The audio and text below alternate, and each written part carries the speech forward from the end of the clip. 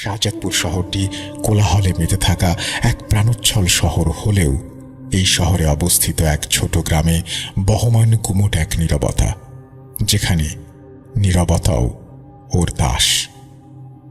এ যেন এক দাসত্বপুরী। এখানে আধার নামার সাথে সাথে অন্ধকারের অতল গভীর থেকে বাতাসের মতো ভেসে আসে সেই নাম, অন্ধকারের দানব কালিশ জিন। এখানকার অন্ধকার, এখানকার বাতাস সব যেন চিৎকার করে বলে ওর তাণ্ডবের কথা। যুগের সাথে হয়তো ওর আতঙ্কের কথা সবাই ভুলে গেছে, কিন্তু আজও এই গ্রামে সেই দানবের কথা উঠলে সেখানে বসবাসরত মুরব্বীদের মাঝে ভয়ের শিহরণ জাগে। নিছক আজ সে দানবের আতঙ্কের কথা বাচ্চাদের ভয় দেখানোর এক গল্প কাহিনী মাত্র।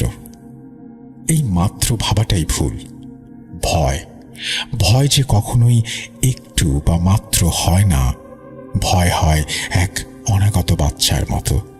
বাচ্চা যেমন তার মায়ের গর্ভে ছোট একটা রক্তদানা থেকে বেড়ে ওঠে এবং ধীরে ধীরে মানুষের রূপ নেয়, ভয়ও তেমনি ধীরে ধীরে বেড়ে ওঠে, ভয়ানক দানবের রূপ নেয়। কল্পনার নিকষ কালো আঁধারের বুক চিরে বাস্তব দুনিয়ার আলোকে অন্ধকারের কালো দুনিয়াতে রূপান্তরিত করতে আসে। তেমনি সেই ঘটনা যা বাচ্চাদের ভয় দেখানোর জন্য শোনানো হতো, তা যে এবার এক ভয়ানক রূপে আবারও গ্রামে ফিরে আসবে তা কেউ কখনো কল্পনাও করেনি। যা লোককাহিনী হয়ে অতীতের কোনো এক কোণে বিলীন হয়ে গিয়েছিল, তা বহু যুগ পরে কেন জানি না আবারও ফিরে এসেছে। আমরা অনেকেই ভেবে থাকি জিন, পিশাচ বা শয়তানের কোনো অস্তিত্বই বর্তমান যুগে নেই।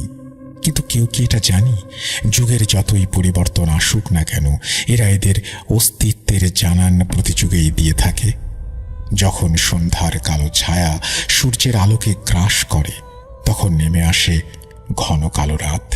সেই অন্ধকারের দানব ঠিক এমনই ঘন কালো আঁধার নিয়ে আসে এই গ্রামে বসবাসরত এক পরিবারের ওপর, যা অকল্পনীয়। আর এই পরিবারকে নরকের থেকেও ভয়ানক যন্ত্রণা দেওয়ার যাত্রা শুরু হয়েছিল আজ থেকে 20 বছর আগে। তো চলুন ঘটনাটি রিফাতের মায়ের বাসায় শুনি। সালটা 2003-এর মাঝামাঝির শেষ। রিফাতের জন্মের 1 বছর পূর্ণের কয়েকদিন পরের ঘটনা। আমি রিফাতকে প্রতিদিনের মতো ঘুম পাড়িয়ে আমার রুমে শুইয়ে দিয়ে আমার মায়ের ঘরে গিয়ে বসি। আমার আব্বা মারা যাওয়ার পর থেকে মার মন ও শরীর কোনোটাই ভালো থাকে না। তাই তখন থেকে আমি ও আমার পরিবার মার বাড়িতেই থাকি। এমনকি রিফাতের জন্মও তার নানার বাড়িতেই হয়েছে। সেদিনও মার কাছে বসে আছি, হঠাৎ রিফাতের কান্নার আওয়াজ শুনি। আমি আর মা দৌড়ে যাই সেখানে। এর আগে রিফাতের এমন কান্না কখনো শুনিনি। আমি কাছে গিয়ে ওকে তাড়াতাড়ি কোলে তুলে নিয়ে চুপ করাতে চাচ্ছি, কিন্তু রিফাত চুপই হচ্ছে না। এর মধ্যে মা একটা ব্যাপার খেয়াল করলো যে রিফাত যেখানে শুয়েছিল তার পাশের চাদরটাতে কালচে রঙের সামান্য কি যেন লেগে আছে। সেই সাথে রিফাত একাধারে জানালার দিকে তাকিয়ে কান্না করে যাচ্ছে। মনে হচ্ছে কি যেন দেখে রিফাত ভয় পাচ্ছে। জানলার ওই পাশেই তো ছোট এক উঠোন, যার কিছু অংশ ভেঙে খালে চলে গেছে। তাহলে ওখানে এমন কি দেখলো? এখানে বলে রাখি, রিফাতের এই নানার বাড়িটা একটা পুকুরের ওপর বানানো। এই বাড়ির পাশ দিয়ে একটা পুকুর বয়ে চলে গেছে। এই পুকুরকে ঘিরে অনেক রহস্যময়, ভয়ানক ও লোমহর্ষক ঘটনাও রয়েছে। এই পুকুরকে দিনের বেলা দেখতে যতটা শান্ত মনে হয়, রাতে তার চেয়েও বেশি ভয়ানক এবং জীবন্ত লাগে। দেখে মনে হয় এটা এক অশরীরীদের বাসস্থান। আমার মা এ সম্পর্কে অনেক কিছুই জানেন। মা আর বেশি না ভেবে আমাকে বলল রিফাতকে ওই ঘর থেকে তার ঘরে নিতে।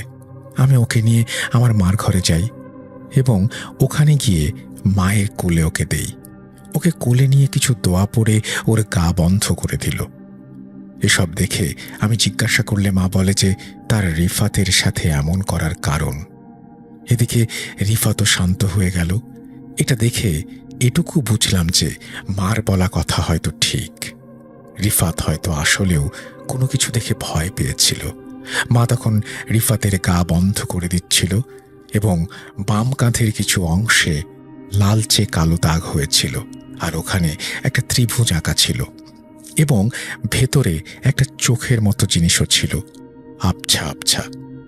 জিনিসটা আমাকেও দেখায়, কিন্তু এটাতে আমি তেমন একটা গুরুত্ব দেইনি, যেটা আমার সবচেয়ে বড় ভুল ছিল।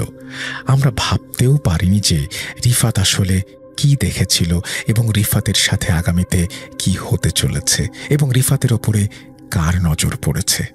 রাত তখন প্রায় 2টোর মতো। রিফাতকে নিয়ে আমি আর ওর বাবা শুয়েছিলাম। তখন আমার ঘুম ভেঙে যায়। রিফাতের অনুপস্থিতিতে আমি চমকে উঠে বসলাম। দেখি রিফাত আমার পায়ের কাছে বসে আছে। স্বস্তির নিঃশ্বাস ফেলার আগেই একটা জিনিস লক্ষ্য করলাম যে ওর মধ্যে কোনো নড়াচড়া নেই। একাধারে ও জানালার দিকে তাকিয়ে আছে। আর একটা বিষয় দেখলাম, জানালার পাল্লা খোলা এবং ওখানে 2টো চোখ, যা দেখতে রক্তের দলার মতো, যার দিকে রিফাত তাকিয়ে আছে। ভয়ে কেঁপে উঠলাম এবং রিফাতকে তাড়াতাড়ি করে কোলে তুলে নিলাম। তখনও ওই চোখ 2টো তাকিয়েই আছে আমাদের দিকে, তবে এবার চোখ 2টো বুঝিয়ে দিচ্ছিল সে রেগে আছে।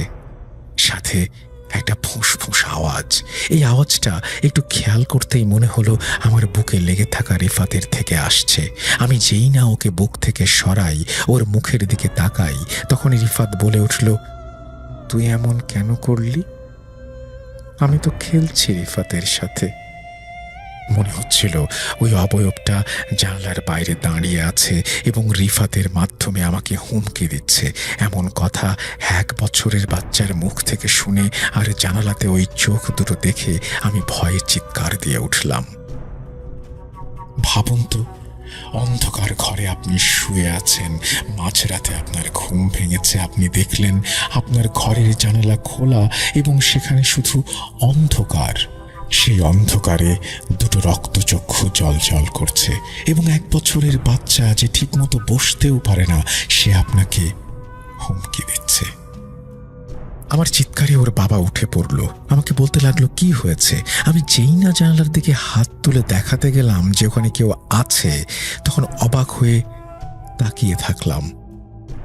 একটু আগেও দেখেছিলাম জানালা খোলা, এখন বন্ধ কিভাবে? এদিকে রিফাতও দেখে ঘুমিয়ে আছে। কি হচ্ছে আমার সাথে? বুঝে ওঠার আগেই বাবা বলল, কই, কোথাও তো কিছু নেই। তাকে সব বললাম, কিন্তু রিফাতের বাবা বলল, এখানে কিছু নেই, সবই তোমার মনের ভুল। বাদ দাও, শুয়ে পড়ো। সব বাদ দিয়ে আমি শুতেই যাব। এর মধ্যে আচমকা আমাদের চালের ওপর থেকে কাকের আওয়াজ আসা শুরু করলো। সে সাথে রিফাত কেঁপে কেঁপে উঠে কান্না শুরু করলো। আমি এর মধ্যে অনুভব করলাম রুমটা কেমন যেন ভ্যাপসা গরম এবং গন্ধে ভরে উঠেছে। আমি ওর বাবাকে বলি, ঘরটা কেমন ভ্যাপসা গরম, অথচ শীতকাল তখন। এদিকে রিফাতের নানি ছুটে চলে এসেছে। আমি তাকে সব কথা বলতে সে অবাক হয়ে বলল, কই, আমি তো কোনো গরম অনুভব করছি না। এ কি, আসলেই তো, কোথায় গন্ধ, কোথায় গরম? আমি মাকে বারবার বোঝানোর চেষ্টা করছিলাম এবং রিফাতের বাবাকে বলতে বলি যে তুমিও তো অনুভব করেছিলে সব কিছুই, তাহলে মাকে বলো। কিন্তু রিফাতের বাবা এগুলোকে মনের ভুল বলে শুয়ে পড়তে বলে সবাইকে। রিফাতের নানিও আমাকে বেশিক্ষণ আর কথা বাড়াতে না দিয়ে যাওয়ার আগে বলে দোয়া পড়ে শুতে। আমি তাই করলাম। এর কিছুক্ষণ পর একটা ব্যাপার খেয়াল করলাম, এবার চালের ওপর কেউ হাঁটছে এবং সেই সাথে ফোঁস ফোঁস একটা আওয়াজ। গা ভার হতে লাগলো। জানি না কতক্ষণ এই শব্দ শুনেছি, আর এভাবেই একটা সময়ে ভয়ে ভয়ে রিফাতকে জড়িয়ে ধরে ঘুমিয়ে পড়েছি। সকালে উঠে মাকে আবারও বললাম সব কথা। এবার সে একটু ভাবনায় পড়ে গেল। হঠাৎ সে বলে ওঠে, হতেও পারে, তাহলে ওকে তোর দাদি অর্থাৎ বুলিকে দিয়ে একটু ঝাড়িয়ে নিয়ে আসতে হবে। কোনো বিপদ হলো কি না? ছোট থেকেই রিফাতকে তিনি ভালোবাসতেন।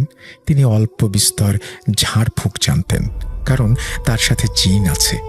যাই হোক, দাদিকে দেখানো হলো। তাকে বলেছিলাম গত সন্ধ্যা থেকে রিফাত খুব কান্না করছে এবং মনে হচ্ছে ও কিছু দেখে ভয় পাচ্ছে। একটু ঝেড়ে দাও তো। মা যদিও ঝেড়ে দিয়েছিল, তবুও তোমার কাছে আনা একটু ভালো করে ঝেড়ে দিতে। মাও দাদিকে বলল একই কথা। দাদি ঝাড়ফুঁক করার সময় রিফাতকে কোলে তোলে এবং তখন তার নজরটা রিফাতের কাঁধে থাকা ওই চিহ্নটার দিকে যায়। দেখার সাথে সাথে সে আমাকে এবং আমার মাকে সেটা দেখায়। আমাকে বলে, এই চিহ্নটা ওর কাঁধে কিভাবে আর কবে থেকে এসেছে? আমি আর মা একে অপরের মুখ চাওয়াচাওয়ি করছি। আমরা পুরোই অবাক। এটা কি হতে পারে? আমরা যেটাকে কিছু না ভেবে গুরুত্ব দেইনি, সেটা আজ এক রাতের ব্যবধানে এই পর্যায়ে। দাদি আবারও বলে উঠল, কিরে, কি হলো বল। আমার কাছে উত্তর না পেয়ে সে বলল, রুমের মা, তুমিই বলো কিভাবে হলো এটা। মা বলল, ঘটনাটা গতকালকের, যখন প্রথম রিফাত কান্না করেছিল কিছু একটা দেখে। সেদিন রিফাত যখন কান্না করছিল, ওর কান্না দেখে আমি সন্দেহ করেছিলাম যে খারাপ কিছু একটা দেখে ভয় পেয়েছে। আমি তখনই কাঁধে এই চিহ্নটা দেখি, কিন্তু আজব করা বিষয় হলো তখন তা তো স্পষ্ট ছিল না। এত স্পষ্ট হলো কখন, কিভাবে? আমরা এটাকে কোনো গুরুত্বই দেইনি। সে বলল, আচ্ছা, আমি ঝাড়ফুঁক করে দিলাম, এখন আর কিছু না হওয়ারই কথা। তবে দেখা যাক, আল্লাহ ভরসা। দাদিও বুঝতে পারেনি সামনে রিফাতের জন্য কি অপেক্ষা করছে। তবে আমাদের মুখ থেকে সব শোনার পর আমার দাদির মুখে এক অজানা দুশ্চিন্তার পলিরেখা নেমে আসে। কিন্তু তাকে আর কোনো কিছু জিজ্ঞেস করা হয়নি। এই ঝাড়ফুঁকের পর তেমন আর কিছু হয়নি, সব শান্তই ছিল। রিফাতের ভয়ানকভাবে কান্না করা প্রায় থেমে গেছে। আমরা এখন চিন্তামুক্ত। হঠাৎ তৃতীয় দিনের মাথায় খবর এলো দাদি নাকি খুব অসুস্থ। সে নাকি দুদিন আগেই তাদের বাসার ছাদ থেকে পড়ে গেছে। এটা শুনে আমরা সবাই দাদিকে দেখতে যাই। গিয়ে দেখি তার মাথায় ব্যান্ডেজ, গলায় পট্টি। দাদি কথাটাও বলতে পারছে না ভালো করে। দাদি আমাদের দেখে হঠাৎ অস্থির হতে লাগলো, বিশেষ করে রিফাতকে দেখে। মনে হলো রিফাতকে নিয়ে কিছু বলতে চাচ্ছে। আমি লিপিকে, অর্থাৎ দাদির মেয়েকে বললাম, ফুপু, এটা কিভাবে হলো? লিপি ফুপু আমাকে বলতে শুরু করলো, দুদিন আগে যখন তোমরা রিফাতকে নিয়ে ঝাড়ফুঁক করাতে আসলে, তারপর থেকে মায়ের মুখে এক প্রকার চিন্তার ছাপ লক্ষ্য করছিলাম আমি। কারণ জানতে চাইলে মা কিছু না বলে প্রায় ঘন্টা খানিকের জন্য তার ঘরে গিয়ে দরজা বন্ধ করে, তার সাথে থাকা জিনদের সাথে কথা বলে। এরপর সে হন্তদন্ত হয়ে ঘর থেকে বের হয়ে আসে। আবারও জানতে চাইলে মা কিছু বলে না, শুধু এটুকুই বলে, রিফাতের অনেক বড় বিপদ, সাবধান হতে হবে ওদের। পুরো কথা বলে না, শুধু একটাই জেদ ধরে বসে রইল, সে এখন তোমাদের বাড়ি যাবে। অস্থির হয়ে উঠল তোমাদের বাড়ি যাওয়ার জন্য। আমি বললাম, এখন সন্ধ্যা হয়ে গেছে, কালকে নিয়ে যাব।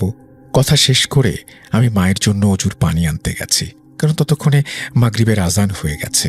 এর মধ্যে শুনি মায়ের এক ভয়ানক চিৎকার। আমি দৌড়ে বাইরে এসে দেখি মাকে যেখানে বসিয়ে রেখে গিয়েছিলাম ওখানে মা নেই। আমি মা মা করে ডাকছি আর প্রতিটা রুম খুঁজছি। এদিকে বাড়িতে ভাইও নেই, আমি একা, মাকেও খুঁজে পাচ্ছি না। চিন্তা ও ভয়ে যখন আমি বিভোর, হঠাৎ শুনতে পাই গোঙানির আওয়াজ। আমি এক প্রকার ভয়ে ভয়ে আওয়াজটাকে অনুসরণ করে বাইরে এসে দেখি মা মেইন গেটের সামনে পড়ে আছে আর গোঙাচ্ছে। তাকে তাড়াতাড়ি করে তুলে আনতে গেলাম। তাকে তোলার সময় সে আমাদের বাড়ির ছাদের দিকে ইশারা করতে লাগলো।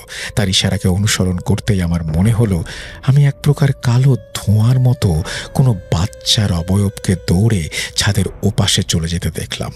ব্যাপারটা এত তাড়াতাড়ি হলো যে বুঝতেই পারছিলাম না কি হলো। এদিকে মায়ের এই অবস্থা, সব বাদ দিয়ে আমি মাকে ঘরে নিয়ে এলাম। তখন থেকে এখন পর্যন্ত অবস্থা এমন। তবে একটা কথা শুনে অবাক হবি যে কেউ মাকে মারার চেষ্টা করছে, কারণ মায়ের গলায় কালচে চিহ্ন পাওয়া গেছে, যেমনটা কেউ কারো গলা চাপলে হয়। আরো জানলে অবাক হবি যে হাতে ছাপটা ছিল একটা বাচ্চার। আমি বললাম, কিভাবে সম্ভব? একটা বাচ্চা কিভাবে দাদিকে গলা টিপবে? ফুপু বলল, আমিও তাই ভেবেছিলাম, কিন্তু যখন ডাক্তার বলল মায়ের গলাটা শক্ত করে চেপে ধরা হয়েছিল, গলার রক্ত শিরাগুলো কিছুটা ক্ষতিগ্রস্ত হয়েছে, আমার কি মনে হলো জানিস? ব্যাপারটা স্বাভাবিক নয়। আমার মনে হচ্ছে ব্যাপারটা খুবই জটিল এবং তোর ছেলের সাথে এর যোগসূত্র থাকতে পারে। আমি বললাম, কিভাবে? আমার তো মনে হয় মায়ের সাথে যে জিনগুলো আছে এটা তাদের কাজ। ফুপু বলল, না রে, আমার মায়ের সাথেরগুলো না। মানলাম তারা মায়ের উপরে ক্ষেপে আছে, কিন্তু এভাবে তারা আঘাত করবে না। আর তোরা তো জানিসই ওদের অনেক নিয়ম কানুন আছে যেগুলো মা পালন করতে পারবে না।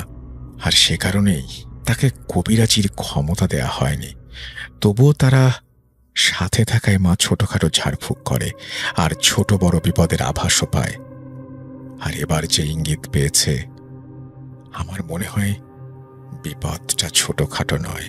কারণ এই বিপদটা টের পাওয়ার পর থেকেই মা অস্থির হয়ে উঠেছিল।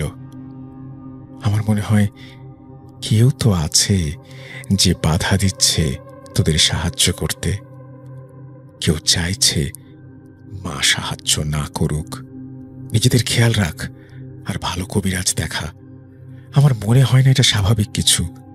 মা কথা বলতে পারছে না যে শুনবো কি হয়েছে। এতক্ষণে ফুপু যা বলল আমার মাও সব শুনল।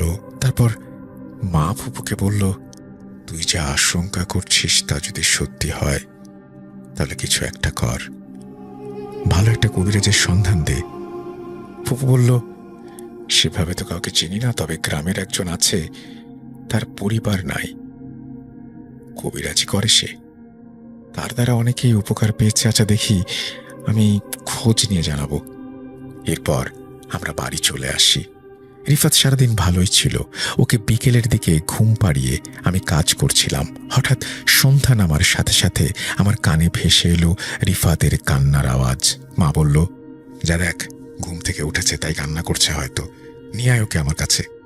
বললাম, ঠিক আছে, আমি আনছি। ওকে আনার জন্য আমার রুমের কাছাকাছি আসতেই শুনি রিফাত হাসছে, যেন কারোর সাথে খেলছে। আমি এটা শুনেই ফুপুর বলা কথাগুলো মনে করতে থাকি। আমি এক প্রকার ভয়েই রুমের দরজাটা হালকা করে খুলে দেখলাম। যা দেখলাম তাতে নিজেকে ঠিক রাখতে পারিনি। আমি দেখি রিফাত দরজার দিকে পিঠ দিয়ে বসে আছে, হাতে খেলনা নিয়ে খেলছে আর ওর সামনে ওয়ালের দিকে তাকিয়ে হাসছে। ওই ওয়ালে ছিল ভয়ানক এক ছায়া মূর্তি। হে কি, কোথায় ওর শরীর? এ তো দেখি একটা শুধু ছায়া, আর সেই পরিচিত ভয়ানক রক্তচক্ষু। এটা দেখে আমার শরীর ওখানেই জমে গেছে। আমি নিজেকে না পারছি নাড়াতে, না পারছি মাকে ডাকতে। এর মধ্যে রিফাত বলে উঠল যে, কি রুমি, ওখানে কেন? এ তো আমার ছেলে নয়। রিফাতের চোখের সাদা অংশটা কোথায়? পুরোটাই কালো হয়ে গেছে। কি বিচ্ছিরিভাবে হাসছে। আমি চিৎকার দিয়ে উঠি এবং জ্ঞান হারাই। বাকিটা আমার মা আমাকে বলেছিল। তোর জ্ঞান হারাবার পর আমি ওই ঘরে যাই কি হয়েছে সেটা দেখতে। তখন রিফাতও ঠিক আমারই কণ্ঠে আমি যা বললাম তাই বলে উঠল। কিভাবে সম্ভব? একে তো এখনো ঠিক করে কথা বলতে শেখেনি, তার উপর ও ঠিক আমার মতো করে কথা বলছে কিভাবে? আমি তোকে রেখে ওর কাছে এগিয়ে যাই, জিজ্ঞেস করি কি হয়েছে ওর, কোলে নিতে চাই। হে কি, রিফাতকে উঠাতে পারছি না কেন? আমি ওকে টেনেও বিছানা থেকে তুলতে পারছি না। মনে হচ্ছে এটা আমাদের রিফাত নয়, এ যেন এক ভারী পাথর। তখন রিফাত বলে উঠল, কি, তুলতে পারছো না আমাকে? হাসতে লাগলো সে। আমি এবার সত্যি সত্যি ভয় পাই। হে কি, এটা যে আমাদের রিফাত হতেই পারে না। ও হাসিটা থামিয়ে আমার দিকে তাকায়। ভীষণ অন্যরকম লাগছে ওকে। আমি ভয় পেয়ে দু এক কদম পিছিয়ে যাই। দৃশ্যটা যেমন অবাক করার মতো ছিল, তেমনি শরীর হিম করে দিয়েছিল আমার। এক পলকে সে আমার কাছে আসে, আমি চিৎকার করে চোখ বন্ধ করে ফেলি। কোনো সারা শব্দ নেই দেখে আমি চোখটা খুলি, দেখি কেউ নেই। স্বস্তির নিঃশ্বাস ফেলার আগেই আমার কাঁধে কারো হাতের উপস্থিতি টের পাই। আমি থমকে যাই, তখন এক ফ্যাঁস ফ্যাঁসে কণ্ঠ আমাকে কিছু একটা বলে। এবার আমি বলে উঠি, কে তুই? আর আমার নাতি রিফাত কই? এবার ঘটল সেই অনাকাঙ্ক্ষিত ঘটনা। যেই না আমি সামনে তাকাই, অমনি ওই রিফাত রূপী অবয়বটা আমার সামনে চলে আসে। আমি ওখানেই থমকে যাই। ওর মুখ আমার কানের কাছে নিয়ে এসে ফিস ফিস করে বলে, জানতে চাস আমি কে? এরপর সে আমার গলা টিপে ধরে। হঠাৎ মনে হলো ঝড়ের বেগে কোনো উজ্জ্বল আলোর কুণ্ডলী এসে ওই ছায়া মূর্তিটার উপরে ঝাঁপিয়ে পড়ল আর ওই অশরীরীকে ঠেলে জানালার বাইরে নিয়ে গেল। হঠাৎ রুমের পরিবেশটা গরম থেকে স্বাভাবিক হয়ে গেল। আমার হুঁশ ফিরল। নিজেকে সামলে নিয়ে আমি উঠে বসলাম। দেখি রিফাত মেঝেতে পড়ে আছে। ওকে দেখে স্বাভাবিক মনে হচ্ছিল, তবু আমি ভয়ে ভয়ে রিফাতের কাছে যাই। ওকে নাড়াতে গিয়ে দেখি ও জ্ঞান হারিয়েছে। তুইও জ্ঞান হারিয়েছিস। আগে রিফাতকে বিছানায় রেখে তারপরে তোর চোখে মুখে পানি দিয়ে জ্ঞান ফেরাই। আমি আমার সাথে হওয়া সবকিছু মাকে বললাম। এদিকে বাড়িতে কেউ নেই, আবার রিফাতের বাবাও বাইরে গেছে। আমি তাকে ফোন করে বাসায় আসতে বললাম। রিফাতের বাবা আসলে তাকে আবারও সব খুলে বললাম। সে রিফাতকে একবার দেখে বলল, কই, ও তো ঘুমোচ্ছে। এসব মনের ভুল, এতটুকু বাচ্চা এগুলো কিভাবে করবে? আমার মা তাকে বলল, ওটা রিফাত ছিল না, আমাদের ব্যবস্থা নিতে হবে বড় বিপদ ঘটার আগেই। রিফাতের বাবা বলে ওঠে, আম্মা, আপনিও এসব বলছেন? আপনার মেয়ের কথা না হয় বাদই দিলাম, কিন্তু আপনিও দেখেন, এসব কিছুই না, বাদ দিন তো। আর যদি খারাপ কিছু সত্যি হয়ে থাকে, আমি আছি না, চিন্তা করবে না, দরকার হলে বোতলবন্দি করব। সবাইকে হাসাবার চেষ্টা করল সে। মা বলল, এসব বলো না, আমি দেখেছি ওকে, ওর ছায়াটা এত ভয়ানক ছিল। তবুও রিফাতের বাবা কথাটা গায়ে লাগায়নি, যেটা সে পরে বুঝতে পারল যেদিন আর কিছুই করা সম্ভব হয়ে ওঠেনি। সেদিন রাতে আমরা সবাই খেয়ে শুয়ে পড়েছিলাম। হঠাৎ ঘুমের মাঝেই কারো শরীরের স্পর্শ আমার পায়ে লাগায় আমি চমকে উঠে পড়লাম। এমনিতেই কয়েকদিন হলো বাড়িতে যেসব ভয়ানক ঘটনা ঘটছে তাতে একটু আওয়াজ হলেও আমার ভয় লাগে। কারো সংস্পর্শে ঘুম ভাঙতে আমি উঠে দেখি অন্ধকারে কালো একটা অবয়ব বসে আছে। আমি চিৎকার দিয়ে উঠি। অবয়বটা বলে ওঠে, আমি রিফাতের বাবা। এটা বলে বেড সুইচটা অন করে। আমি যেন প্রাণ ফিরে পাই, কিন্তু তাকে দেখে অনেকটা ভীতু আর অস্থির চিত্তের মনে হচ্ছিল। শীতেও সে ঘামছে। জানতে চাইলে রিফাতের বাবা বলল, আমি ঘুমিয়ে আছি, হঠাৎ কারো ডাকে আমার ঘুম ভেঙে যায়। ভালোভাবে শুনে দেখি কেউ বাবা বাবা বলে ডাকছে। মনে হলো রিফাতের গলা। পাশে হাত দিয়ে দেখি রিফাত আমার পাশে নেই। এই দেখে আমি তোমায় ডাকতে যাব, কিন্তু তুমি উঠছিলেই না। আমি রিফাতকে খুঁজতে শুরু করি। দরজা বন্ধ আছে ভেতর থেকে। আম্মা বলে ডাকবো, এর মধ্যে আবারও শুনতে পাই সেই ডাক। তবে এবার সেই ডাকে এক করুণ আর্তনাদ। বারবার একটা আওয়াজই আমার কানে বাজছিল, বাবা। কেমন এক ঘোরের মধ্যে চলে যাই আর সেই ডাকের মোহে সাড়া দেই আমি। আমার মনে হচ্ছিল রিফাত আমায় ডাকছে। হঠাৎ কিছুটা হোঁচট খেয়ে আমার হুঁশ ফেরে। আমি তখন বুঝতে পারি যে আমি আমাদের ঘরের পেছনের দিকটায় আছি। আমি অবাক হয়ে তাকিয়ে থাকি আর ভাবি, এখানে কিভাবে এলাম? আমি তো রিফাতকে খুঁজছিলাম। কিছু বুঝে উঠতে না পেরে আমি ফিরে আসতে যাব, তখন আমার মনে হলো আমার পেছন থেকে কেউ হেঁটে যাচ্ছে। আমি থেমে যাই, পেছনে ফিরে তাকাই, কেউ নেই। সব মনের ভুল ভেবে আবারও ঘরের দিকে হাঁটা দেই। এবার পেছন থেকে সেই বাবা ডাকটা আবারও কানে বাজে। ফ্যাঁস ফ্যাঁসে করুণ কণ্ঠ, কান্না মিশ্রিত। আমি পেছনে ঘুরে তাকাই, তবে এবার সে সাথে বলে উঠি, কে ডাকে? রিফাত। হঠাৎ সামনের অন্ধকারের ভেতর থেকে কারো আওয়াজ ভেসে উঠল, বাবা। আমি বললাম, কে ডাকছে আমাকে? সামনে এসো। আবার সেই ডাকটা শুনি।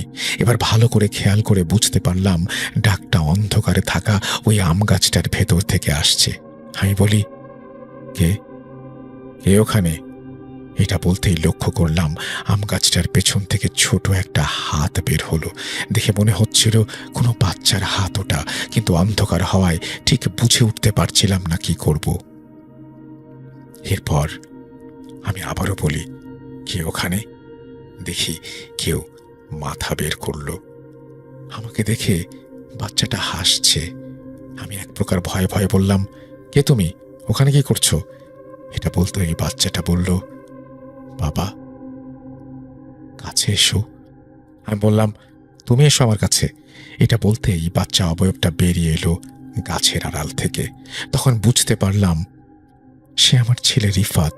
আমি বলে উঠলাম, বাবা, তুমি এখানে কি করছো একা একা?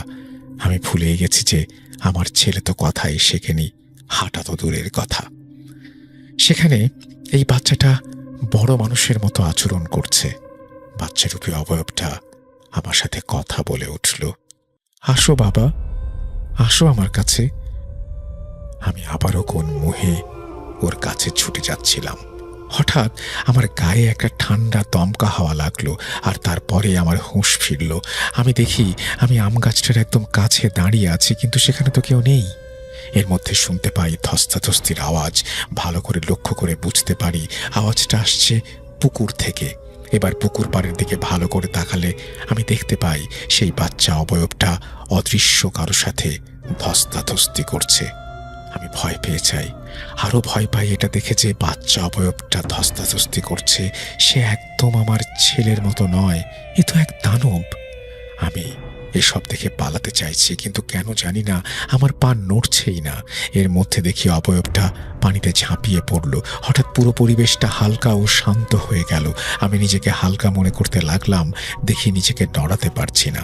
আমি আর দেরি না করে ওখান থেকে পালাতে লাগলাম, কিন্তু এর মধ্যে হঠাৎ পেছন থেকে আবারও সেই ডাক শুনলাম, বাবা। এটা শুনে আমার পা থমকে গেল। পেছনে তাকিয়ে দেখি কেউ নেই। আমি থেমে যাই, বোঝার চেষ্টা করি কে ডাকছে আমাকে। এক পা দুই পা করে আবারও এগিয়ে যাই সেই গাছের দিকে। যখন আমি গাছের নিচে গেলাম দেখলাম কেউ নেই। ফেরার জন্য পা বাড়াবো, তখন আমার ঘাড়ে আঠালো কিছু একটা পড়ল। হাত দিয়ে দেখি তরল এক পদার্থ সেটা, এবং তরলটাতে হাত দিতেই আমার হাত জ্বলতে শুরু করলো। এর মধ্যে আবার আরেক ফোঁটা পড়লো আমার ঘাড়ে। এবার ওপরে তাকাই দেখার জন্য। যেই না ওপরে তাকাই আমি এক ভয়াবহ দৃশ্যের সাক্ষী হই। আমি দেখি আমাদের ছেলেটা বসে আছে সেখানে। ও যে ডালে বসে আছে, ওই ডালটার মাথাটায় রয়েছে প্রচুর লোমে ভরা একটা শরীর, একটা অবয়ব যার চোখ লাল। আমি চমকে উঠি, এটা কি? আমি ওটা দেখে অবাক হয়ে যাই। এক পা দুপা করে পেছাতে থাকি। আমার পা ধরে হ্যাঁচকা টানে সে আমাকে আবারও গাছের কাছে নিয়ে এলো। পায়ের দিকে তাকাতেই দেখি ওই পিশাচের বিশাল জিহ্বা দিয়ে সে আমার পা ধরে আছে। আমি নিজের অজান্তেই দোয়া পড়তে শুরু করি। হঠাৎ আমার পেছন থেকে একটা চিৎকার শুনতে পাই, আর এরপর নিজের শরীরের ওপর থেকে সকল চাপ সরে যায়। নিজেকে হালকা করতে পেরে ওখান থেকে পালিয়ে আসি। আর এখন এই অবস্থা, আমার পেছনে তাকানোর সাহস হয়নি। এইটুকু সময়ের মধ্যে কত কিছু ঘটে গিয়েছে। আমি রিফাতের বাবার মুখ থেকে সবকিছু শুনে কি বলবো ভাষা খুঁজে পাচ্ছিলাম না। আমার নিজেরই ভয় করতে লাগলো।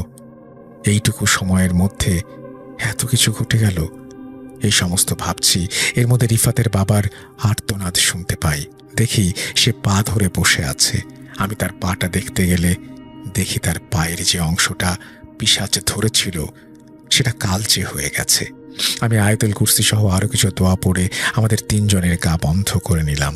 এই দোয়াগুলো আমাকে আমার সেই দাদি পড়তে বলেছিল গা বন্ধ করার জন্য। রিফাতের বাবা এবার বুঝেছে যে আমরা কেউ মিথ্যে বলছি না। পরের দিন সকাল থেকে রিফাতের বাবার খুব জ্বর। আমি মাকে ডাকতেই সে এসে দেখলো এবং জিজ্ঞাসা করলো কি হয়েছে। আমি সবকিছু খুলে বলি। আমরা সিদ্ধান্ত নিলাম আবারও দাদির কাছে যাব। সেখানে গেলাম, ফুপুকে সবকিছু খুলে বললাম। ফুপু বলল, আমি খোঁজ নিয়েছি, কথাও বলেছি, এবং সেই কবিরাজ সাহায্য করতেও রাজি হয়েছে। এরপর মা বলল, মা কেমন আছে তোমার? ফুপু বলল, মা আগের চেয়ে ভালো, কিন্তু এখনো ভালো করে কথা বলতে পারে না, পুরোপুরি হাঁটতে পারে না। মা ঠিক হলে আমি জানবো তার এই অবস্থা কি করে হলো। একটু পরেই ফুপু একজনকে সাথে করে নিয়ে আসেন। আমি জানতে চাইলে ফুপু জানান, এই হলো সেই কবিরাজ, কবিরাজ কালাম। আমি ভেতরে আসার জন্য বললাম, মাকে ডাকতে লাগলাম। মা আসলে বললাম, দেখো ফুপু কাকে এনেছে। পেছনে তাকাতেই দেখি তিনি ঠাঁই দাঁড়িয়ে আছেন গেটের বাইরে, তার চোখ বন্ধ। হঠাৎ অস্থির লাগলো তাকে। আচমকা তিনি চোখ খুললেন, চোখ মুখে এক প্রকার ভয়, চিন্তার রেখা। আমি বলার আগেই ফুপু বলে ওঠে, কি হচ্ছে ভাই, আপনি বাইরে দাঁড়িয়ে, আপনাকে অস্থির লাগছে কেন? আমরা সবাই তার জবাবের প্রতীক্ষায়। এমন সময় হঠাৎ তিনি বলে ওঠেন, ধ্বংস, মৃত্যু, প্রলয়, এ তো এক মৃত্যুপুরী। আমরা কিছু বুঝে উঠতে পারছি না কি বলছেন তিনি। ফুপু শুনতে চাইলে কবিরাজ কালাম বলে ওঠেন, এ তো বাড়ি নয়, এ এক মৃত্যুপুরী। এই বাড়ি তো অন্ধকারের কবলে পড়ে গেছে। এ তুমি আমাকে কোথায় নিয়ে এলে লিপি? আমি সব করতে পারবো না, আমাকে মাফ করে দাও। আমি তার কাছে খুব অনুরোধ করলাম। সে বলল, আমাকে পুরো বাড়ি ঘুরে দেখাতে হবে, তারপর আমি আমার কাজ শুরু করব। আমাদের করুণ অবস্থার কারণেই তিনি রাজি হলেন। পুরো বাড়ি ঘুরে দেখলেন। দেখতে দেখতে সেই আম গাছটার নিচে গিয়ে দাঁড়ালেন। গাছটার গায়ে হাত দিয়ে কিছু পড়ছিলেন। মনে হলো হঠাৎ তার হাতটা কাঁপতে শুরু করলো এবং এক মুহূর্তের মধ্যে গাছটা থেকে কিছুটা দূরে ছিটকে পড়লেন তিনি। আমরা ভয় পেয়ে যাই, দৌড়ে যাই তাকে সাহায্য করতে। হে কি, আপনার হাতে তো রক্ত। মা বলল, ব্যান্ডেজ আনতে যাব। এর মধ্যে সে বলে উঠল, এটা আমার রক্ত নয়। কার রক্ত? তার দিকে তাকাতেই তিনি ওই গাছটার দিকে দেখালেন। আমরা সেদিকে তাকাতেই দেখি গাছটার গা বেয়ে রক্তের মতো কোনো একটা তরল পড়ছে। এটা কিভাবে সম্ভব? কাকা বলল, মারে, সবই সম্ভব। তুমি তো জানো না, এই লড়াই কোনো সাধারণ শয়তানের নয়, এক অন্ধকারের সাথে এই লড়াই, যে বসে আছে সমস্ত আলোকে তার অন্ধকার দিয়ে গ্রাস করবে বলে। আমরা বুঝলাম ঠিক কথাই বলছেন তিনি। সে বলল, সব জানবে, আগে আমি ভালোভাবে সব দেখে নিই। এটা বলে কাকা রিফাতের বাবার খবর নিল। আমরা নিয়ে গেলাম তাকে। সে তাকাতে পর্যন্ত পারছে না ঠিক করে। কাকা তার মাথায় হাত দিয়ে কি যেন পড়তে লাগলেন। সে ধীরে ধীরে কাঁপতে আরম্ভ করলো। কাকা আস্তে আস্তে শরীর থেকে হাত নামালেন। হঠাৎ দেখি ওর পা ফুলে উঠল। কাকা যেই ওর পা থেকে হাতটা সরালো, অমনি আমরা সবাই দেখতে পেলাম এক অদ্ভুত দৃশ্য। গত রাতে যেই পাটায় শুধু জখম ছিল, আজ সেটা বাজেভাবে ফুলে উঠেছে। সে পাটাকে নাড়াতেও পারছে না। কাকা তার বাম হাতটা মুঠ করে দোয়া পড়লেন, তারপর হাতের মুঠটা খুললেন। এটা কিভাবে সম্ভব? তার একটি আঙুলে একটা সূচালো নখ। জিজ্ঞাসা করার আগে দেখি কাকা তার ওই নখ দিয়ে রিফাতের বাবার পায়ের ওই ফোলা স্থানটাতে একটা খোঁচা দিচ্ছে। তখন ওর বাবা চিৎকার করে উঠছে। স্থানটা ফেটে যায়, ওখান থেকে রক্ত পড়তে থাকে। আমরা ঘাবড়ে যাই। সেই রক্তের সাথে একটা বিচ্ছুর মতো পোকা দেখে ফুপু মারতে গেলে বাধা দেয়া হয় তাকে। বলে, ওকে মারিস না, মারতে পারবি না, ও তোকে কামড়ালে তুই বাঁচবি না। আমরা দেখি সেই বিচ্ছুর মতো সেই পোকাটা রিফাতের বাবার শরীর থেকে বেরিয়ে কোথায় যেন যাচ্ছে। আমরা ওর পিছু নেই, দেখি ওটা ওই গাছের নিচে দাঁড়িয়ে আছে। চোখের পলকে তারপর কোথায় যেন উধাও হয়ে গেল। রিফাতের বাবার ডাক শুনতে পাই।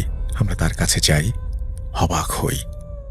না আছে গায়ে কোনো জ্বর, না আছে পায়ে কোনো জখমের চিহ্ন। আমরা একে অপরের দিকে তাকিয়ে আছি। এর মধ্যে পেছন থেকে কাকা বলে উঠল, চিন্তা করিস না, তোর স্বামী এখন একদম ঠিক। ওই পিশাচটা ওকে মেরে ফেলার প্রস্তুতি নিয়ে ফেলেছিল।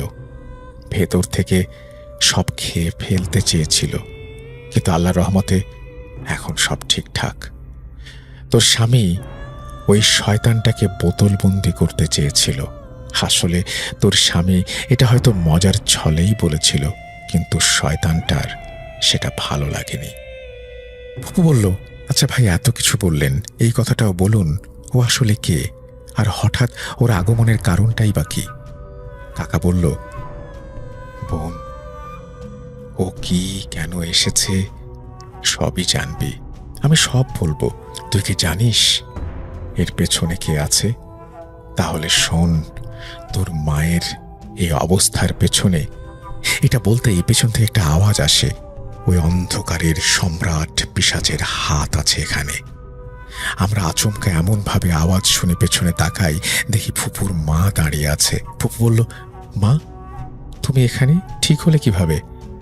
দাদি বলল যে, আমি ঠিক হয়েছি আল্লাহর রহমতে, আল্লাহ আমায় সুস্থ করেছে, আমি সুস্থ। আর একদিন আগেই হয়েছে এই সুস্থ, কিন্তু কাউকে বলিনি, এতে আমাদের বিপদ হতো। কিন্তু এখন এগুলো বলার সময় না। তোরা কি জানিস রিফাতের ওপরে খুব খারাপ একজনের ছায়া পড়েছে?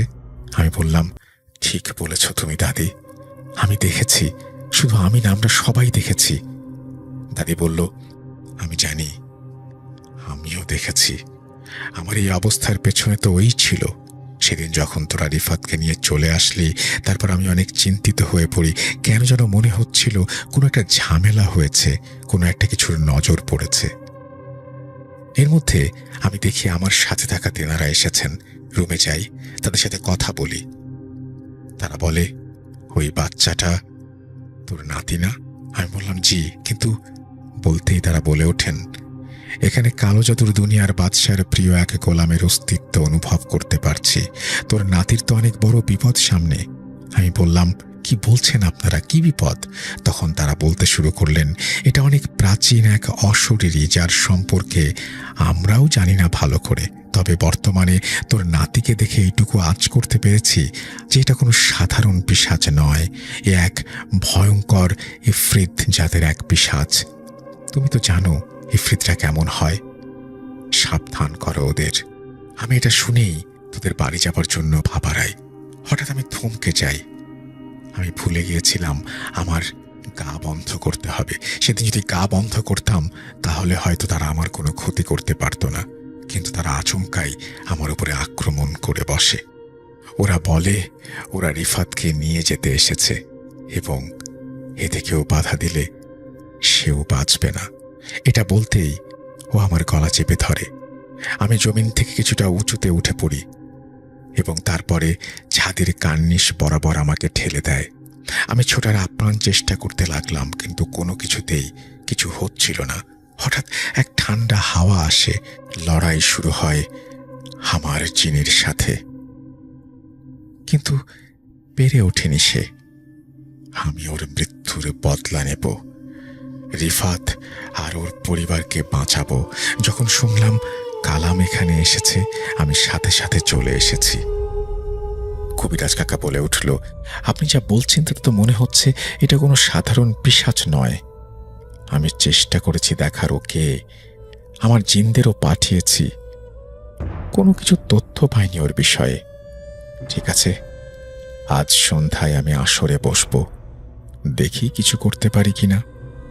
পশ্চিমের আকাশের বুকে এক রক্তপিণ্ড ঢলে পড়ছে, নামছে কালো ঘন অন্ধকার, প্রশস্ত হচ্ছে শয়তানদের চলার পথ। আজ কেন জানি না অন্ধকারটা একটু বেশি গাঢ় মনে হচ্ছে।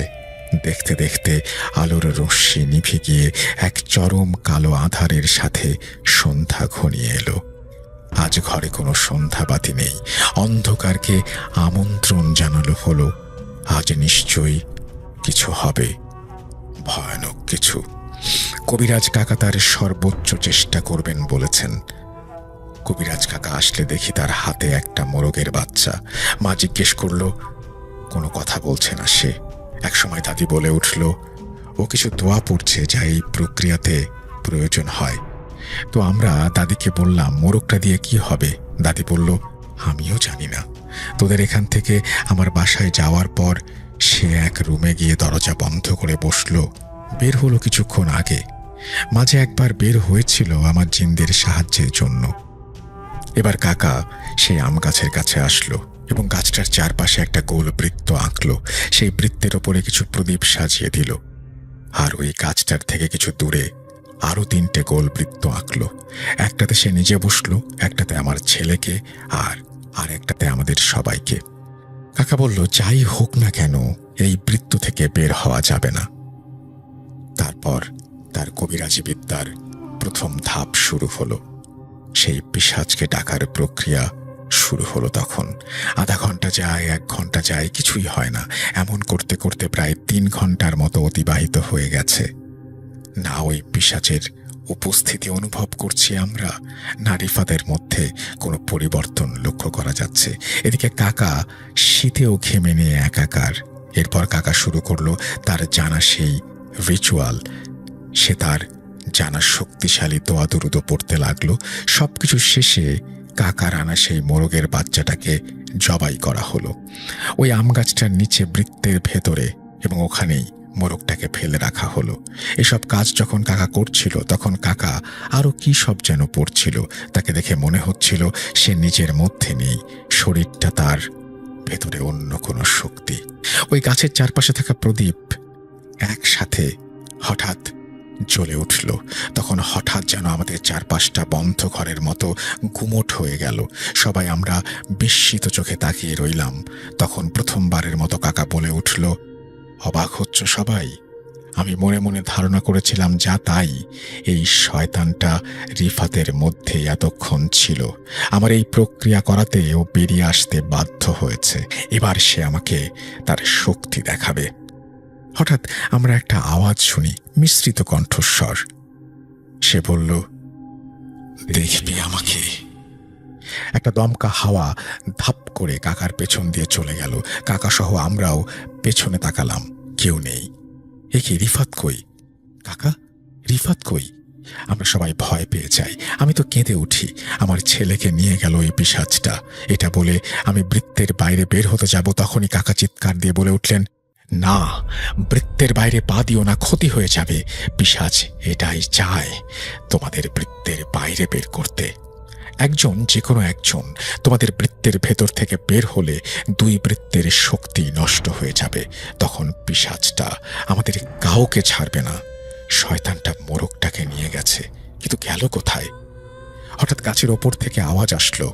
ওপরে তাকাতেই দেখি রিফাত আম গাছের একটা কোণে একটা মরমরে ডালে বসে আছে, এবং মোরগটা তার কাছে। দৃশ্যটা এতটাই ভয়ের যে কেউ না দেখলে বুঝবে না। এবার কাকা হুঙ্কার দিয়ে ওঠেন, ফিরিয়ে দে ওই সন্তানকে তার মায়ের কোলে। সে বলে ওঠে, এই ছেলেকে শয়তানের নামে উৎসর্গ করতে হবে। তার এমন কথা শুনে আমরা আবারও ভয় পেয়ে যাই। রিফাতকে কেন নিয়ে যেতে চায় আমরা বুঝতে পারি। আমরা কান্নায় ভেঙে পড়ি, কারণ শয়তানটি চাচ্ছে উৎসর্গের মাধ্যমে নিজের শক্তি বৃদ্ধি করতে। তখন কবিরাজ কাকা বলে ওঠে, হে শয়তান, তুই কি জানিস না, কালো আধার যখন দুনিয়াকে তার আধারের চাদরে মুড়ে ফেলে আর ভাবে দুনিয়া আধারে ঠেকেছে, তখন সূর্য অন্ধকারের বুক চিরে বেরিয়ে আসে আধারকে পুরোপুরি মুছে ফেলতে। আমরা আল্লাহর সৃষ্টি, তোর প্রভু, আর তুই তার কাছে তুচ্ছ পিঁপড়ের মতো। ওই বাচ্চাটাকে ছেড়ে দে। শয়তান পিশাচ তখন বলে ওঠে, পরিণতি খারাপ হবে। তোর সাহস দেখে আমি অবাক হচ্ছি। চাচাও ছেড়ে দেবার পাত্র নয়। তিনি তার জানা সমস্ত আমল করতে থাকেন এবং একটা পর্যায়ে সেই পিশাচটাকে আক্রমণ করে বসেন।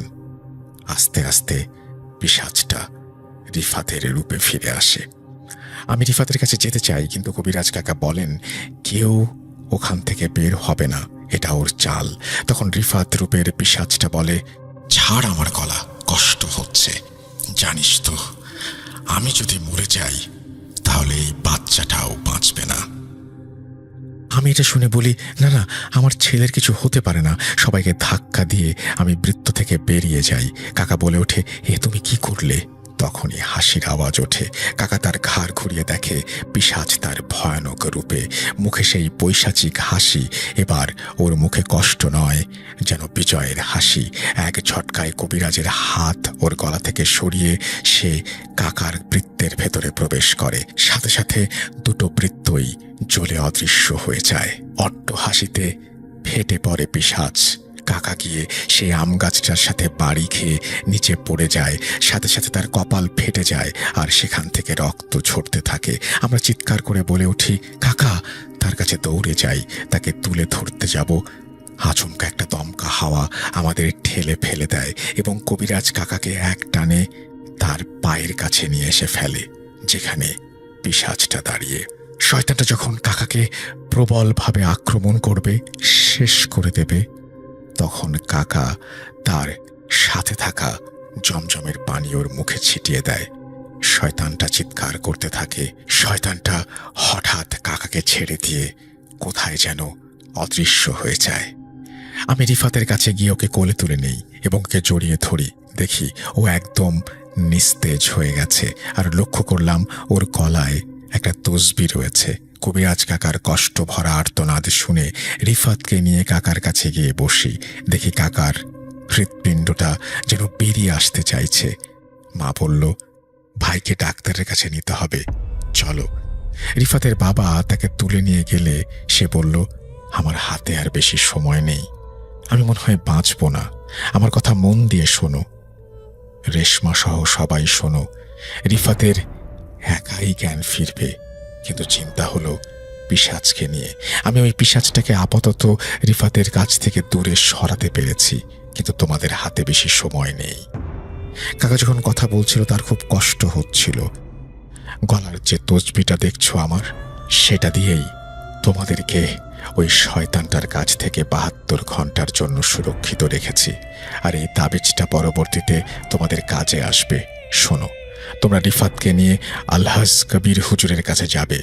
সে তোমাদের, এটা বলতেই আম গাছের একটা ডাল সরাসরি তার মুখের ওপর এসে পড়ে। আমরা হতভম্ব হয়ে যাই। মনে হলো যেন এটা সেই শয়তানের ক্ষোভের বহিঃপ্রকাশ। শয়তান কাকাকে তার পুরো কথাটা শেষ করতেও দেয়নি। কাকা ইন্তেকাল করেন। তার ইন্তেকালের সাথে সাথে শয়তানও তার বিজয় ঘোষণা করে। তার মৃত্যুর সাথে সাথে দূর মসজিদ থেকে ফজরের আজানের মধুর ধ্বনি ভেসে আসতে থাকে। আজও আমরা অনুশোচনায় জর্জরিত। সেই বৃত্ত থেকে যদি না বের হতাম। এটাই ছিল ঘটনা। আসলে এই ঘটনাটি অনেক বড় করে এবং আরও অনেক কিছু তিনি লিখেছেন, যেগুলো আমি অনেক অংশ বাদ দিয়ে গেছি।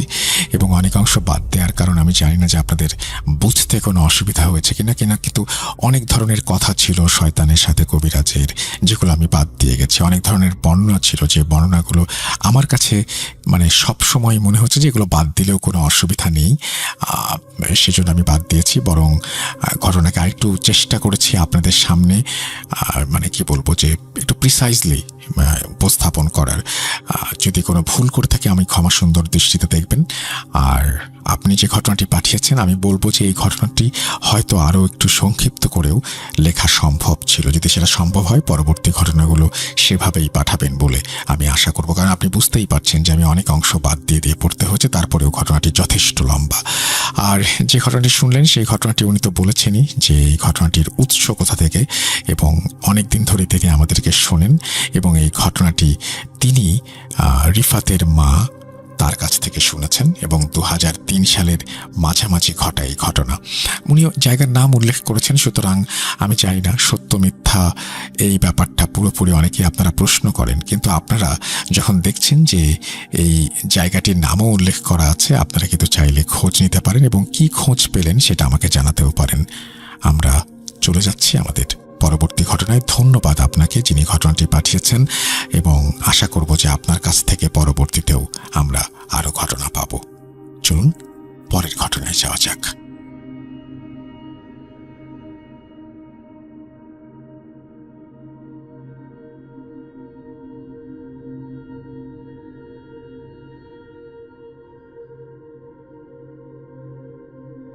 আমিও ভালো আছি এবং ভালোর দলে আছি। কোনো কথা না বাড়িয়ে আমরা এখন চলে যাব কিছু অডিও ক্লিপে। আশা করছি প্রথম থেকে শেষ পর্যন্ত শুনবেন এবং ভালো লাগবে এই ঘটনাগুলো। চলুন শুরু করা যাক।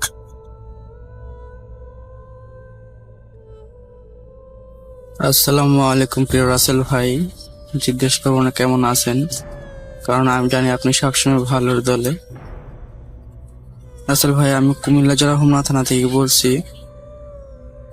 তো আজকে আপনাদের সাথে আমি একটি ঘটনা শেয়ার করব। যদিও এর আগে আমি 2টা ইমেল পাঠিয়েছিলাম voot.com-এ, সম্ভবত কোনো কারণে সিলেক্ট করা হয়নি, তাতে আমার কোনো কষ্ট নেই। কিন্তু আজকে আমি যে ঘটনাটি শেয়ার করবো এটি আমার এক দুঃসম্পর্কে মামাতো ভাইয়ের সাথে ঘটে যাওয়া একটি ঘটনা। তো ঘটনাটি যার সাথে ঘটে তার নাম মোস্তফা ভাই। তো বেশি কথা না বাড়িয়ে ঘটনায় চলে যাচ্ছি। ঘটনা, যদি এটা আমার প্রথম ভয়েস ইমেল, যদি ভুল ত্রুটি হয় তাহলে ক্ষমা সুন্দর দৃষ্টিতে দেখবেন। তো সরাসরি ঘটনায় চলে যাচ্ছি। তো প্রথমে বলেই যে মোস্তফা ভাই ছিলেন একজন কর্মজীবী মানুষ। সারাদিন কাজকর্ম করে সন্ধ্যায় যখন তিনি তার বাড়িতে ফিরলেন, তখন তিনি সম্পূর্ণ একা। কারণ 2-1 দিন আগে তার বউ তার বাপের বাড়ি চলে যায় কিছুদিন থাকার জন্য, এবং তার যে মা বাবা ছিল তারা চলে যায় তার বড় খালা বাড়িতে, কারণ তার বড় খালা অসুস্থ ছিল। দেখার জন্য তার মা বাবা তার বড় খালা বাড়িতে চলে যায়। তো বাড়িতে তিনি সম্পূর্ণ একা। তো তিনি সন্ধ্যাবেলা বাড়িতে এসে গোসল করে খাওয়া দাওয়া করলেন। খাওয়া দাওয়া করার পর তিনি নিজের খারাপ লাগছিল, কারণ বাড়িতে তিনি সম্পূর্ণ একা, কেউ নেই। তো তিনি মনে মনে চিন্তা করলেন যে যেহেতু আমার বাড়ি থেকে আমার শ্বশুরবাড়ি মাত্র 2 কিলোমিটার, রাস্তা বেশি একটা হয়নি, যে আমি আমার শ্বশুরবাড়িতে চলে যাই, রাতটা কোনো রকম থেকে সকালে ওনার বউকে নিয়ে তিনি তার নিজ বাড়িতে চলে আসবে। তো যে কথা সেই কাজ, তিনি নিজেকে তৈরি করে নিলেন তার শ্বশুরবাড়ি যাওয়ার জন্য। হাতে একটি ছোট্ট টর্চ নিয়ে রওনা হলেন। তো রাসেল ভাই বলে রাখা ভালো যে ওনার গ্রাম থেকে ওনার শ্বশুরবাড়ি পর্যন্ত রাস্তা একটু বর্ণনা দিয়ে নেই। প্রথমত ওনার গ্রাম ছেড়ে বড় একটি ফসলের মাঠ, যেটা গ্রীষ্মকালে ফসল চাষ হয়, যেমন ধান গম ভুট্টা ইত্যাদি চাষ হয়, এবং বর্ষাকালে পানির কারণে এটা পুরো একটা বিলে পরিণত হয়। তো ওই সময় বর্ষা আসে নাই, কিন্তু আসার সময় হয়ে আসবে মনে আর কি। এবং এই ফসলি মাঠ ঘেঁষে চলে গেছে একটি মাঝার আকৃতির খাল, এবং এই খাল সোজা ফসলি মাঠ ঘেঁষে ফসলি মাঠ শেষ করে গিয়ে মিশে গেছে একটি নদীর সাথে।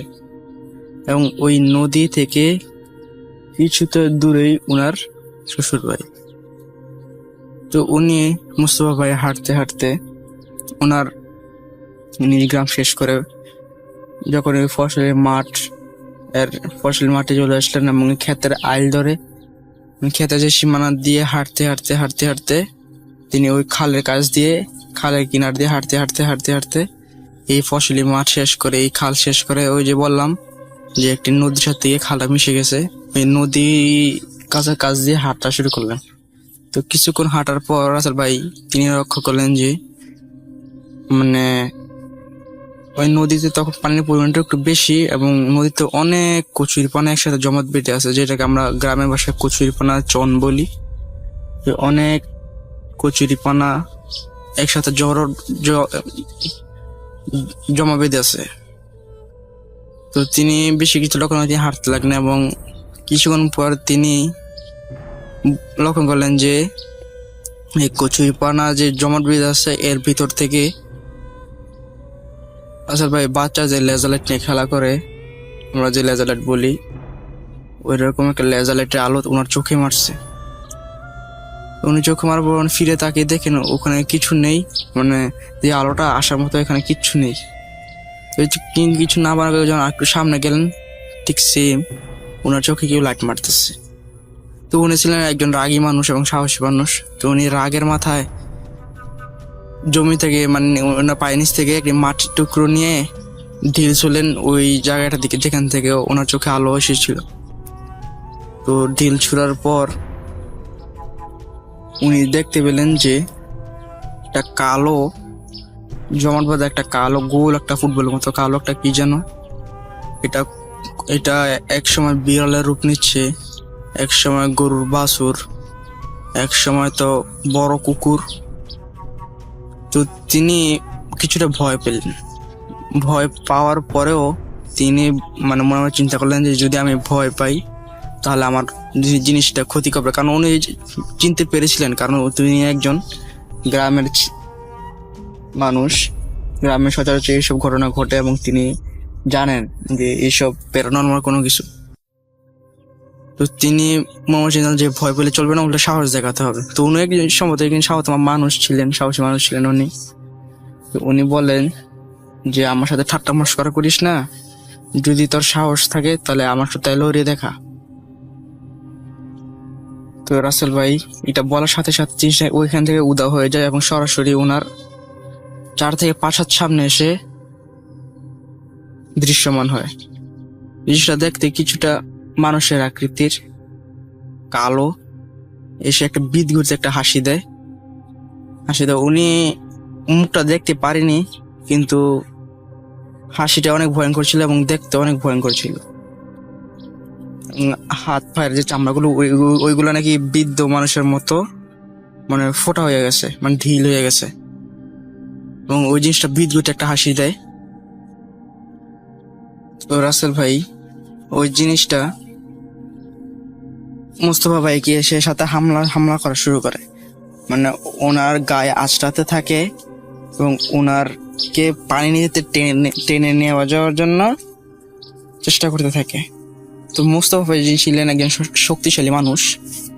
তো তিনি মানে যে দিক মনে ওই দিকে লাথি ঘুষি কিল চর মানে যেটা মনে ওইটা দিতে থাকলেন, কিন্তু ওই জিনিসটাকে লক্ষ্য করে দিলেও, যেমন ওই জিনিসটাকে ঘুষি দিলেও তিনি মানে বুঝতে পারছিলেন না যে কোনো একটা উপরে তিনি ঘুষি দিয়েছে অথবা কিলচর দিয়েছেন। তো তিনি তা মনে করে তিনি যেই দিক মনে ওই দিকে মানে হাফটা কিলচর ঘুষি দিতে থাকলেন। তো তিনি একটা জিনিস লক্ষ্য করলেন, যখনই তিনি ওই জিনিসটার দিকে একটা কিল অথবা কিল একটা লাথি দেন, জিনিসটা মানে ওই কুকুর অথবা বিড়ালের ছানা যেমন আসল ভাই চিৎকার করে ওঠে কোনো কিছু দিয়ে আঘাত করলে, ওই রকম চিৎকার দেয় এবং ইয়া করে। তো উনি এমন অনেকক্ষণ করতে ধস্তাধস্তি, মানে ওনাদের মধ্যে এক প্রকার ধস্তাধস্তি শুরু হয়। এমন করতে করতে করতে করতে করতে করতে উনিও এই ঝগড়ার ধস্তাধস্তির মাঝেই তিনি আস্তে আস্তে সামনে এগোতে থাকলেন। এক প্রকার ধস্তাধস্তির পর মানে তিনি দেখলেন জিনিসটা আর নেই। তিনি মানে তার শ্বশুরবাড়ির দিকে হাঁটা শুরু করলেন। কিছু দূর হাঁটার পরই মনে হলো কে যেন তার চুল, যেহেতু তার চুল ছোট ছিল, তো ওই ছোট চুলে কে যেন মুষ্টি বেঁধে ধরে আসছে এবং তাকে পিছন দিক টানতে চেষ্টা করছে। তো তিনি এই চুল ধরার সাথেই তিনি কষ্ট করে হাসতে হাসতে মানে আস্তে আস্তে সামনে এগোতে থাকলেন এবং যে জিনিসটা পিছনে ধরে আছে ওই জিনিসটা তাকে বলল যে তুই অনেক সাহসী, তোকে আমার পছন্দ হয়েছে, তুই আমার সাথে থেকে যা, তোকে আমার পছন্দ হয়েছে, তুই আমার সাথে থেকে যা। তো রাসেল ভাই তিনি বুঝতে পারলেন যে এটা ওইটাই যার সাথে তখন তিনি ধস্তাধস্তি করেছেন এবং তিনি কষ্ট করে ঠেলে মানে ওনার শ্বশুরবাড়ির দিকে আগাতে থাকেন, যেহেতু ওনার শ্বশুরবাড়ি আর বেশি দূরে নয়। এবং ওই জিনিসটা একই কথা বলছে যে তুই যাস না, তুই আমার সাথে থেকে যা, এবং ওনার চুল ধরে পিছনের দিকে টানছে নেওয়ার জন্য, এবং ওই জিনিসটা বিয়ে করে আরো কি জানি বলতেছে এবং ওনার দিকে থুতু ফেলতেছে। থুতু দিতে এক প্রকার ওনাকে প্রায় ভিজিয়ে ফেলছে এবং উনি বললেন যে থুতু থেকে এমন আষ্টে গন্ধ, যদি কোনো মাছ পচে যায় যেমন একটা আষ্টে গন্ধ, এর থেকে কেমন আষ্টে গন্ধ। তো তিনি কষ্ট করতে করতে করতে করতে যখন তিনি তার শ্বশুর বাড়ির কাছাকাছি চলে এসে এবং ওনার শরীর প্রায় দুর্বল হয়ে গেছিল, চলে আসার পর তিনি জোরে একটি চিৎকার দিয়ে মানে জ্ঞান হারায়। তো রাত তখন সময় বাজে প্রায় 2টা নাগাদ, যেমনটা তিনি আন্দাজে বলেছিলেন। তো ওনার শ্বশুরবাড়ির যে আশেপাশের লোক তার চিৎকার শুনে দৌড়ে আসে, এমন দেখে একটা লোক মাটিতে অজ্ঞান হয়ে পড়ে আছে। এমন দেখা পরে চিনতে পারে, আরে এটা তো অমুক মেয়ের জামাই। ধরাধরি করে তিনি ওই লোকগুলো তার শ্বশুরবাড়িতে নিয়ে যায় এবং তাকে পানি ছিটায় এবং হাত পা মালিশ করার পর ওনার জ্ঞান ফেরার পর ওনাকে বলে যে আমি একটু ভয় পাইছি, আমার আগে আপনারা গোসল করান। ধরাধরি করে ওনাকে টিউবওয়েলের নিচে নিয়ে গরম পানি দিয়ে সাবান দিয়ে গোসল করানো হয় এবং গোসল করানোর পরও নাকি ওনার যে শরীরে যে আষ্টে গন্ধটা ওইটা যায়নি। তো ওই দিন কোনো রকম ওনাকে গোসল করে মানে শুয়েতে দেওয়া হয়। পরদিন ওনার অনেক জ্বর আসে। জ্বর আসার পর উনি তো বলছিলেন যে আমার সাথে প্যারানর্মাল কিছু ঘটছে। তো ওনার শ্বশুর অনেকটা হুজুর নিয়ে আসে। হুজুর নিয়ে আসার পর হুজুর বললেন যে উনি তো যেদিন এসেছিলেন ওই দিন যে নদীর পাশ দিয়ে হেঁটেছিলেন, তিনি এক পিশাচের কবলে পড়েছিলেন, যেগুলো মাছ খায় আর কি নদীতে থাকে, ওইসব খারাপ পিশাচের কবলে পড়েছিলেন। সমস্যা নেই, ওটা ওনার কোনো ক্ষতি করতে পারবে না। আর আমি পরা পানি দিচ্ছি আর কিছু তাবিজ তোমার দিয়েছে। তো দেওয়ার পর বললেন যে পরা পানিটা খেতে হবে, তাবিজটা কোমরে বাঁধতে হবে এবং ওনাকে দুধ দিয়ে গোসল করাতে হবে। যদি এই কথা সেই কাজ, ওনাকে দুধ দিয়ে গোসল করানো হয়। গোসল করার পর তিনি প্রায় 2 থেকে 4 দিন ওনার শরীরে জ্বর ছিল। তিনি এরপর আস্তে আস্তে সুস্থ হয়ে যায়। তো তিনি এখনো স্বাভাবিকভাবে জীবনযাপন করছে। রাসেল ভাই, এই গল্পটি সম্পূর্ণ সত্যি, তার নিজ মুখ থেকে শোনা আমার। যেহেতু কথাবার্তার জন্য ভুল ত্রুটি ক্ষমার সুন্দর দৃষ্টিতে দেখবেন। ঘটনাটি 100% সত্য। এই ঘটনা যদি সিলেক্টেড হয় তাহলে আমাকে জানাবেন। ধন্যবাদ রাসেল ভাই।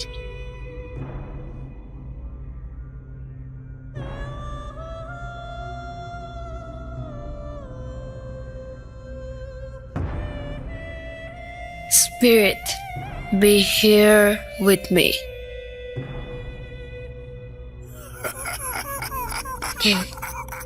কে তুমি? Bhoot.com. The fear returns with Russell. আরও একবার আপনাদের সবাইকে স্বাগত জানাচ্ছি আমি রাসেল। আশা করছি আপনারা সবাই ভালো আছেন এবং ভালোর তলে আছেন। আমরা শুনছি Bhoot.com এবং একটার পর একটা দারুণ দারুণ ঘটনা আপনাদের উপহার দিতে পারছি ভেবে আমি আনন্দিত। আমি চেষ্টা করব প্রতিনিয়তই আপনাদের সামনে দারুণ কিছু ঘটনা উপস্থাপন করতে। অডিও ক্লিপগুলো সবসময় আমরা আসলে যেরকম চাই সেরকম পাওয়া হয় না, তারপরেও চেষ্টা তো করি। আর আপনারাও আপনার বন্ধু বান্ধব আত্মীয় স্বজন সবাইকে বলবেন যেন বেশি বেশি করে আমাদেরকে অডিও ক্লিপ পাঠান এবং সেই অডিও ক্লিপগুলো তাদেরকেই বলবেন যাদের ঘটনা বা যাদের কথা বলা আপনাদের ভালো লাগে। আমরা চলে যাচ্ছি আমাদের পরবর্তী ঘটনায়। আসসালামু আলাইকুম রাসেল ভাই এবং প্রিয় শ্রোতা বন্ধুরা, আশা করি আপনারা সকলেই ভালো আছেন এবং সুস্থ আছেন। আমি মোহাম্মদ সাবিত আলম বলছি ময়মনসিংহ বিভাগ থেকে। আমি আজকে যে ঘটনাটি আপনাদেরকে বলবো সেই ঘটনাটি আমাকে ফাতেমা নামের একজন আন্টি বলেছেন। ফাতেমা আন্টির ঘটনা আমি নিজের ভাষায় আপনাদের সামনে উপস্থাপন করছি এবং অনিচ্ছাকৃত ভুল ত্রুটির জন্য আপনাদের সকলের কাছে আমি ক্ষমা চাচ্ছি। ফাতেমা আন্টি বলছেন যে ওনারা নর্মালি খুলনা বিভাগের কোনো একটা জায়গায় থাকতেন। ওখানে ওনার বিয়ে শাদী হয়। ওনার যার সাথে বিয়ে হয় মানে ওনার হাজব্যান্ড ছিলেন মেইনলি পুরান ঢাকায় একজন বসবাসরত ব্যক্তি, কিন্তু উনি একজন ইঞ্জিনিয়ার ছিলেন এবং চাকরির সুবাদে তখন তিনি খুলনায় ছিলেন। ওনাদের বিয়ে শাদীর পরে মোটামুটি 2-3 মাস পরে ওনাদের সেই ট্রান্সফার হয়ে যায় বিভিন্ন জায়গায়, যেরকম একটা ইঞ্জিনিয়ারের ট্রান্সফার হতে থাকে। এরকম ট্রান্সফার হতে হতে কয়েক বছর পার হয়ে যায়, মোটামুটি 8-9 বছর পার হয়ে যায়। এর মাঝখানে ফাতেমা আন্টির 2জন বেবি হয়। একজন হচ্ছে ছেলে 8 বছর বয়সী এবং একজন মেয়ে তখন 4 বছর বা 5 বছর বয়সী, দুইজনই খুবই ছোট। তো ওনার হাজবেন্ডের ট্রান্সফার যখন ঢাকায় হয়, যেহেতু উনি আগে পুরান ঢাকায় থাকতেন, তো এখানেই উনি একটা বাসা নিয়ে নেন। ওনারা শিফট হওয়ার মোটামুটি 2 দিন আগে ওনার হাজবেন্ড চলে গেলেন, আগেই যেন উনি একটা বাসার ব্যবস্থা করে রাখতে পারেন। এরপরে ওনারা যখন সেই বাসায় গেলেন কয়েকদিন পরে, বাসা দেখে ফাতেমা আন্টির একটাই কথা, ওনার হাজবেন্ড উনি বললেন যে, তুমি এটা কি বাসা চয়েস করলা? এটা তো দেখে একটা গ্রেভইয়ার্ড বা কবরস্থান মনে হচ্ছে। এত পুরাতন বাসা, একতলা বাসা, আর কোনো জায়গা নাই, মানে আর কোনো মানুষ নাই, কিছু নাই, এটা তুমি কিভাবে নিলা? এটা কি সম্ভব? একটা কথা এখানে বলে রাখা ভালো, এই ঘটনাটা ওনাদের সাথে ঘটেছে আজ থেকে প্রায় 30 থেকে 35 বছর আগে। তখন পুরান ঢাকার অবস্থাটা কেমন ছিল সেটা আপনারা অবশ্যই জানেন। তো আবার ঘটনায় ফিরে আসি। বাসাটা নেওয়ার পরে ওনার মানে ফাতেমা আন্টি যখন বাসার ভেতরে ঢুকলেন, উনি দেখলেন যে সমস্ত যত ধরনের ওয়াল, বিম যাই ছিল সবকিছুর উপরে একটা শেওলা মতো ভাব, আর কিরকম পিচ্ছিল এবং কিরকম একটা ভেজা ভেজা সেতে ভাব সম্পূর্ণ বাসার ভেতরে। এই জিনিসটা ওনার পছন্দ হয়নি। উনি ওনার হাজবেন্ডকে বারবার বলেছেন যে এমন বাসা নেওয়ার কি দরকার ছিল। ওনার হাজবেন্ড বলেন কি যে, আমার তো এত সময় ছিল না, আমি এত খুঁজতে পারি নাই আসলে, তো যদি যখন ভালো বাসা পাবো উই উইল শিফট, ততদিন একটু কষ্ট করে থাকতে থাকো, কারণ আমার তো কাজ এখানে গুছাইতে হবে, আমি আসলে এত বেশি টাইম পাবো না, সরি, এখানেই থাকো কয়েকটা দিন, এরপর আমি দেখছি কি করা যায়। এর মাঝখানে ওনারা সেই বাসায় উঠে গেলেন, এবং বাসায় ওঠার পরে কিছু অদ্ভুত জিনিস ঘটে। যেমন ওনারা যখন রুম সেট আপ করলেন, ওনাদের রুমে ছিল আলমারি, তারপর dressing table, bed side table, আরও কিছু জিনিসপত্র। বাট সমস্ত রুম যখন সেট আপ করলেন এবং লাস্টে যখন ফাতেমা আন্টি আলমারি খুলবেন, তখন উনি দেখেন আলমারিটা খোলা এবং আলমারির দরজাটা টোটালি আলমারি থেকে আলাদা। উনি আলমারির দরজাটা টান দিতেই দরজাটা ওনার উপরে এসে পড়ে যায়। উনি তখন ওনার হাজব্যান্ডকে বলে, তুমি মানে জিনিসপত্র কিভাবে শিফট করো? এরকম চলতে থাকলে কোন দিন আমাদের মধ্যে কেউ মারা যাবে। ওনার হাজব্যান্ড এমন মানুষ ছিলেন যিনি সবকিছুতেই কৌতুক করতেন। উনি বলতেন কি যে, এরকম হয়েছে তাতে কি হয়েছে, তুমি এটা বেঁচেই আসো, এত কথা বলার তো কিছু নাই, মরে তো যেতে পারতা, এরকম করে উনি কৌতুক করতে থাকেন। তা আন্টি তেমন বেশি একটা পাত্তা দেন নাই ওনার কথায়। 2 দিন পরে মানে প্রচন্ড বৃষ্টি হচ্ছে, ওরকম টাইম উনি দেখতে পেলেন ওনাদের রুমের একটা কোণা দিয়ে পানি পড়ছে বৃষ্টির। উনি ওনার হাজবেন্ডকে ডেকে ওঠালেন এবং বললেন যে, দেখো কি বাসা তুমি নিলা, এখান দিয়ে এরকম ভাবে পানি পড়তেছে, এই বাসায় কিভাবে থাকবো? ওনার হাজবেন্ড সেই কৌতুক মোডে বললেন কি যে, এটা তো আসলে বাসাটা কাঁদছে। আন্টি জিজ্ঞেস করলেন, হোয়াট ডু ইউ মিন? ভাইয়া বললেন কি যে, আরে আল্লাহর ইয়াতে কাঁদতেছে, আল্লাহর কথা মনে পড়তেছে তাই বাসা কাঁদতেছে। তখন ফাতেমা আন্টি এত বেশি রাগ করে ফেললেন, উনি বললেন কি যে, হ্যাঁ, শুকরিয়া আদায় করো যে বাসা কাঁদতেছে আল্লাহকে মনে করে, এই শুকরিয়া আদায় করো যে বাসাটা সিজদা দেয় নেই এখনো, বাসাটা যদি সিজদা দিত তাহলে এতদিন আমরা মরহুম হয়ে যেতাম, দয়া করে বাসাটি একটু রেনোভেট করার ব্যবস্থা করো। তো ওনার হাজবেন্ড বললেন কি, ঠিক আছে, ওকে, আমি দেখি কিভাবে রেনোভেট করা যায়। 2 দিনের মধ্যে উনি পাশের লোক লাগিয়ে বাসাটা কিছুটা রেনোভেট করিয়ে দিলেন। এখন বাসাটা মোটামুটি একটু থাকার মতো অবস্থায় ছিল।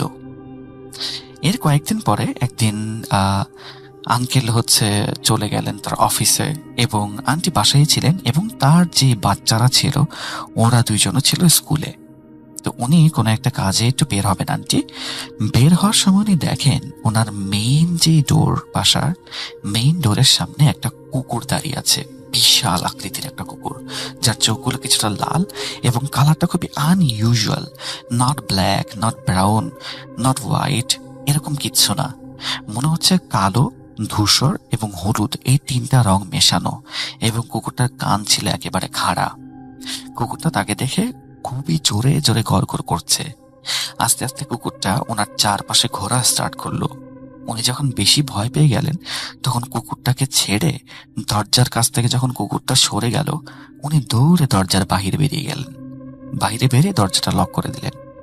লক করে উনি বাহিরে দাঁড়িয়ে মানুষ খুঁজতে থাকলেন যে যদি এখান থেকে কেউ আসে আমি ডেকে কুকুরটাকে বের করে দেওয়ার একটা ব্যবস্থা করি। তো ফরচুনেটলি ওখান দিয়ে তখন দুইজন মানে দিনমজুর যাচ্ছিলেন। তো উনি দিনমজুর দুইজনকে ডাক দিলেন আর বললেন কি যে ভাই দয়া করে আমার একটা উপকার করবেন, আমার ঘরের ভেতর অনেক বড় একটা কুকুর ঢুকেছে, আমি একা একটা মহিলা মানুষ বের করতে পারছি না, আপনারা কি ভেতরে কি একটু বের করে দেবেন, আমি আপনাদেরকে এই কাজের জন্য ভালো টাকা পয়সা দেব। তো এই দুইজন লোক ঘরের ভেতরে গেল, 5-6 মিনিট পরে ফিরে আসলো এবং বলল কি যে ম্যাডাম ভেতরে তো কোনো কুকুর টুকুর কিছুই নাই, আপনি কি দেখছেন?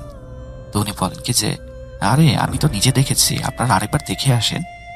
তো ওনারা আবার ভেতরে গেল এবং বাহিরে এসে একই কথা, ম্যাডাম কিছুই নাই, আপনি কেন এগুলো কইতেছেন আমরা বুঝতেছি না। তো এরপরে আন্টি ওনাদেরকে নিয়েই বললেন কি যে চলেন আমার সাথে ভেতরে চলেন, দেখবেন। তা আন্টি ওনাদেরকে ভেতরে নিয়ে যাওয়ার পরেও অনেকক্ষণ খোঁজাখুঁজি করার পরেও কোনো কুকুর আন্টি পেলেন না। তো উনি খুবই ডিসঅ্যাপয়েন্টেড এবং খুবই মানে শকের মধ্যে ছিলেন যে এটা কি হলো, আমি তো কুকুর দেখলাম, তাহলে এই কুকুর হঠাৎ করে গেল কোথায়? তখন উনি ওই দুই দিনমজুরকে কিছু টাকা পয়সা দিয়ে বিদায় করে দিলেন এবং দিন ধর্মের কাজে ব্যস্ত হয়ে গেলেন। উনি এও চিন্তা করছিলেন যে কুকুরটা না জানি কোথায় লুকায় আছে, বাচ্চারা যখন আসবে আবার কামড় টামড় নিয়ে দেয়, এরকম চিন্তা ভাবনা উনি করছিলেন। এরপরে ওনার বাচ্চারা আসলে উনি যখন মোটামুটি শিওর যে বাসায় কুকুরটা নেই, বাচ্চাদের সাথে খেলা এবং বাসার কাজ করে তো উনি ব্যস্ত হয়ে গেলেন। কিন্তু ব্যাপারটা উনি ভুলেন নাই, ওনার হাজব্যান্ড যখন সন্ধ্যার সময় বাসায় আসলেন তখন উনি ওনার হাজব্যান্ডকে এই ঘটনাগুলি খুলে বললেন যে আমি এরকম একটা কুকুর দেখলাম ঘরের ভেতরে, এটা কোত্থেকে আসলাম এটা জানি না, বিকজ আমাদের ঘরের দরজা তো লকড ছিল, তাহলে কুকুর কোত্থেকে আসবে? তো ওনার হাজব্যান্ড বললেন কি যে হয়তো বা ঘরের কোনো একটা ওয়ালে খুব বড় একটা হোল আছে, যে হোলের ভেতর দিয়ে আসতে পারে কুকুরটা। তো আন্টি তখন আবার কিছুটা রাগ করলেন, বললেন কি যে তুমি কি পাগল, ঘরের ভেতরে ওয়ালের ভেতরে এত বড় একটা হোল থাকবে, বাতাস আসবে, আলো আসবে, আমরা কি বুঝবো না? তখন ওনার হাজবেন্ড বললেন কি আচ্ছা ঠিক আছে, আজকে আর পারবো না, কালকে সকালে খুঁজে দেখবো। তো ভোরবেলা আজান দেওয়ার পরে যখন নামাজ পড়লেন দুইজন মিলে, তখন উনি ওনার হাজবেন্ডকে বললেন যে চলো খুঁজে দেখি। কিন্তু ওনার হাজবেন্ড আর উনি খোঁজাখুঁজি করার পরেও কোনো হোল খুঁজে পেলেন না। ওনার হাজবেন্ড বাসা থেকে বেরিয়ে যাওয়ার পরেও উনি মোটামুটি বলতে গেলে প্রায় কয়েকবার খুঁজে ফেলেছেন সম্পূর্ণ বাসা, কিন্তু কোনো হোল উনি পেলেন না। এখন উনি আর কি করবেন এই বিষয় নিয়ে, উনি আর তেমন কিছু চিন্তা করেন নাই। ওনার হাজবেন্ডকে উনি বলতেন যে ঘরটা আসলে মেবি হন্টেড, আমাদেরটা চেঞ্জ করে ফেলা উচিত, এই ঘরটা দেখেই হন্টেড মনে হয়। ওনার হাজবেন্ড আবার কৌতুক করে বললেন কি যে হ্যাঁ ঠিকই বলেছে, ঘরটা হন্টেড দেখতেই মনে হয়, এন্ড তোমাকে দেখতে হন্টেডই মনে হয়, তারপরে তো তোমার সাথে আমি আছি। আন্টি আর কোনো কথা বাড়ালেন না, কারণ আঙ্কেল এমন একটা মানুষ ছিলেন উনি কৌতুক করে যে কোনো কিছু বলতে পারতেন এবং আন্টির মন মেজাজ খারাপ হয়ে যেত এই চিন্তা করে আর কথা বাড়ান নাই। তো সেদিনের মতো দিন পার হয়ে গেল। এর 2 দিন পরে হঠাৎ ওনার 8 বছরের ছেলেটা, ওনার ছেলের নাম হচ্ছিল ওসমান এবং মেয়ের নাম হলো আমেনা। তো ওসমান, ছোট ওসমান হচ্ছে ওনার কাছে আসলেন এবং বলছে যে আম্মু তোমার সাথে আমার কিছু কথা আছে। তো আন্টি বললেন হ্যাঁ বাবা বলো। ছেলেটা বলল কি যে আমি একটু কয়েকদিন ধরে খুব বিরক্ত আম্মু। তো আন্টি জিজ্ঞেস করলেন কেন? সে বলল যে আমি আমেনার উপরে বিরক্ত। তো আন্টি জিজ্ঞেস করলেন যে আমিনা কি করেছে বলো। তখন ওসমান বলল যে আমিনা সারা রাত কার সাথে যেন কথা বলে। আমি শুরুতে ভাবতাম যে হয়তো ঘুমের ঘরে বলছে, কিন্তু আসলে আমার মনে হয় না ঘুমের ঘরে বলে। তো ও সারা রাত কারোর সাথে কথা বলে এবং হাসাহাসি করে। তো আমি এটা জানি না এবং আমার খুব খারাপ লাগে, বিরক্ত লাগে। তো আন্টি ওসমানকে জিজ্ঞেস করলেন যে এই ঘটনাটা কখন ঘটে, তুমি আমাকে আগে কেন বলো নাই? তো তখন ওসমান বলল কি যে আমি ভাবতাম যে ও ঘুমাতো, কিন্তু গতকালকে যখন ও কথা বলছিল আমি ওর কাছে গিয়েছিলাম, আমি যেতেই দেখি ও চোখটা বন্ধ করে শুয়ে পড়লো এবং ঘুমানোর অ্যাক্টিং করা স্টার্ট করলো। তো আমি আজকে বুঝতে পেরেছি যে ও কারোর সাথে রাতের বেলা কথা বলে। আন্টি এই কথা শুনে বললেন কি আচ্ছা ঠিক আছে, এই ঘটনাটা কখন ঘটে, রাতের কয়টায়? তখন ওসমান বলে যে আমরা তো খাওয়া দাওয়া করে 10টা সাড়ে 10টার ভেতরে শুয়ে পড়ি, মোটামুটি 11টা থেকে 12টার মধ্যে এরকম জিনিসটা স্টার্ট হয়। তো আন্টি বললেন কি আচ্ছা ঠিক আছে, তোমরা ঘুমিয়ে পড়বো আজকে, আমি রাতের বেলা আজকে তোমাদের ঘরের সামনে পাহারায়ও থাকবো আর দেখবো যে ও কার সাথে কথা বলে। আমি দরজার বাহির থেকে আড়ি পেতে শুনবো আমি না কার সাথে কথা বলে। তো সেদিন রাতের বেলা আন্টি মোটামুটি প্রায় 1 থেকে 1.5 ঘন্টা রাতের বেলা দাঁড়িয়ে রইলেন ওনার বাচ্চাদের দরজার কাছে, কিন্তু কোনো ধরনের কোনো আওয়াজ নেই। আমিনা কারোর সাথেই কথা বলছেন, আমিনা ওয়াজ স্লিপিং। তো উনি ঘরের দরজাটা একটু ফাঁকা করে দেখেন আমিনা অলরেডি ঘুমাচ্ছে। তো পরদিন যখন সকালবেলা উনি উঠলেন, উঠে ওসমানকে একটা আলাদা ঘরে নিয়ে গেলেন, নিয়ে গিয়ে বললেন যে ওসমান, আমি তো কালকে এমন কিছু দেখলাম না, তুমি আমাকে যেটা বললা এটা তো আসলে ঠিক ছিল না। ওসমান বলল, মা আমার মনে হয় কেউ এই কথাটা শুনে ফেলেছে আমি যে তোমাকে বললাম, আমি জানি না, তবে আমিনা কারোর সাথে কথা বলে। পরে ফাতেমা আন্টি বললেন কি যে কারোর সাথে কথা বলে তুমি কিভাবে শিওর? ও তো নিজের সাথেও কথা বলতে পারে, এটা তো কোনো বড় ব্যাপার না। ওসমান তখন বলে কি, না আম্মু, ও যখন কারোর সাথে কথা বলে তখন রুমের ভেতরে খুবই পটকা বাজে একটা স্মেল আসে, মনে হয় মাংস পচা দুর্গন্ধ, পচা খাবারের একটা বাজে গন্ধ। ডাস্টবিনের কাছে যাওয়ার সময় যেমন গন্ধ পাওয়া যায় ঠিক তেমন বাজে একটা গন্ধ। আর এই গন্ধটা যখন রুমের ভেতরে আসে তখন আমার বমি চলে আসে, আর যখন আমি না কথা বলা বন্ধ করে দেয়, ঘুমিয়ে যায়, তখন এই গন্ধটা চলে যায়। কেউ তো আসে রাতের বেলা আমাদের ঘরে, আমি জানি না। এরপরে 2-1 দিন আর কোনো ধরনের কোনো প্রবলেম হলো না, আমি না আর কারোর সাথে রাতে কথা বলে না। 3 নম্বর দিন রাতের বেলা আন্টি ঘুম থেকে ওঠেন পানি খাওয়ার জন্য। রাত তখন 12টা থেকে 12:30 বা 1টা হবে। তো ওই টাইমে উনি শুনতে পারলেন ওনার মেয়ে ওনার রুম থেকে কথা বলছে। তো উনি চিন্তা করলেন যে আমিনা এত রাতে কার সাথে কথা বলে। উনি জিনিসটা ইনফিলট্রেট করার জন্য আমিনার রুমের সামনে গিয়ে কান পেতে রইলেন। উনি শুনতে পেলেন আমিনা কথা বলছে কারোর সাথে, কিন্তু কি বলছে সেটা বোঝা যাচ্ছে না, বিকজ রাতের বেলা এত আস্তে আস্তে কথা বললে the noise was very unclear, voice was very unclear too. So উনি কিছু শুনতে পারলেন না। উনি হঠাৎ করে কি করলেন, দরজাটা খুলে দিলেন, এবং দরজা খুলতে ওনার মনে হলো ওনার মুখের উপরে খুব গরম একটা বাতাস ধাক্কা দিল, আর ঘরের ভেতরে এমন বাজে গন্ধ যেটা নাকে যেতেই ওনার বমি আসার মতো অবস্থা হয়ে গেল। রক্ত পচা মাংস পচা গন্ধ, যেরকম কোরবানির ঈদের পরে যদি কোনো জায়গায় পরিষ্কার না করা হয় রক্তের একটা গন্ধ থাকে, স্মেল থাকে, ওরকম খুবই বাজে একটা স্মেল। তো উনি যখন রুমের ভেতরে ঢুকলেন তখন দেখলেন কি যে আমিনা বসা থেকে হঠাৎ করে শুয়ে পড়লো এবং চোখ বন্ধ করে দিল। উনি আমিনার কাছে গিয়ে বসলেন, মাথায় হাত বুলালেন, সবকিছুই করলেন। যখন আমিনাকে জিজ্ঞাসা করলেন যে আমিনা তুমি কি ঘুমিয়েছো, কার সাথে কথা বলছিলে মা, তখন আমিনা বলে, মানে আমিনা কিছু বলে না, আমিনা টোটালি সাইলেন্ট, এবং সে খুব সুন্দর ঘুমের অ্যাক্টিং করছিল, মানে সে ঘুমিয়ে গেছে, কথা বলবে না এমনি। তো ফাতেমা আন্টি চিন্তা করলেন কি আচ্ছা ঠিক আছে থাক, এখন এগুলো আসলে করে লাভ নাই, সকালবেলা যখন ঘুম থেকে উঠবে তখন দেখা যাবে কি করা যায়। তো যখন সকাল হলো উনি উঠেই আমিনাকে যখন দেখলেন রুমের থেকে বেরিয়েছে, উনি আমিনাকে ধরে একটা কোনায় নিয়ে গেলেন ওনার রুমের। বললেন কি যে মা তুমি আমাকে সত্যি করে বলো তো তুমি কার সাথে রাতে কথা বলছিলে। আমিনা শুরুতে টিপিক্যাল বাচ্চাদের মতো কিছুই বলে না, বাচ্চারা যেরকম সাধারণত হয়ে থাকে, মানা করে দেয়, হতে পারে নিজের বন্ধু বান্ধব, মানে ইমাজিনারি ফ্রেন্ড, সো এগুলো নিয়ে তারা কথা বলতে চায় না, সো না করলো। বাট অনেক জোরাজোরি করার পরে আমিনা স্বীকার করলো যে হ্যাঁ আমি কারোর সাথে কথা বলি, উনি একজন আন্টি, এবং এই আন্টি সবসময় বলে যে আমিনার সাথে সে কথা বলবে, কেন বলবে সেটা বলে না, বাট কথা বলবে, এইটুকু জিনিস ওই আন্টি সবসময় বলে। তো এরপরে ফাতেমা আন্টি বলেন কি যে এই আন্টি যদি এরপরে কখনো তোমার কাছে আসে তুমি তাকে সরাসরি না করে দেবে, যেন তোমার সাথে সে কোনো ধরনের কোনো কথা না বলে। আমিনা ওনার কথা মেনে নিলেন, মানে ছোট্ট আমিনা মেনে নিল। মেনে নেওয়ার পরে সে বলল আচ্ছা ঠিক আছে আমি মানা করে দেব। 2 দিন আর কোনো কিছুই হয় না। 3 নম্বর দিন আমিনা সকালে উঠে ফাতেমা আন্টিকে ডাক দেয়, মা একটু এদিকে আসো। আন্টি যখন গেলেন মেয়ের কাছে তখন মেয়ে আবার তাকে নিজের রুমে নিয়ে গিয়ে বললো, জান আম্মু ওই আন্টিটা আমাকে বলেছে আমার সাথে কথা বলবে, এবং এও বলেছে আমার সাথে কথা বলা কেউই থামাতে পারবে না, যদি কেউ থামানোর চেষ্টা করে তার ক্ষতি হবে। তখন ফাতেমা আন্টি আমিনাকে বলে যে তুমি এরপরও যদি সে তোমার সাথে কথা বলতে চায় তুমি তাকে বলবে, আপনি যদি আমার কাছে আরেকবার আসেন আমি আমার মাকে বিচার দেব, বা আমার মার অনুমতি নিয়ে আসেন আপনি। এর পরের দিন রাতের বেলা ফাতেমা আন্টি 9টা-10টার দিকে রাতের বেলা ওয়াশরুমে গেলেন। ওয়াশরুমে উনি ফ্রেশ হবেন, ঘুমানোর আগে ড্রেস আপ চেঞ্জ করে ফ্রেশ হবেন। তো যখন উনি ওয়াশরুমে ওনার মুখে পানি দিচ্ছিলেন তখন ওনার মনে হলো ওয়াশরুমের দরজাটা হঠাৎ একটু ফাঁকা হয়ে গেল, but the door was locked. But তারপরেও মনে হলো যে ডোরটা ফাঁকা হয়ে গেল এবং একটা ধোঁয়ার মতো কিছু ওয়াশরুমের ভেতরে ঢুকলো এবং সেই বাজে বোটকা গন্ধটা যেটা উনি ওনার ছেলে মেয়েদের রুমে পেয়েছিলেন।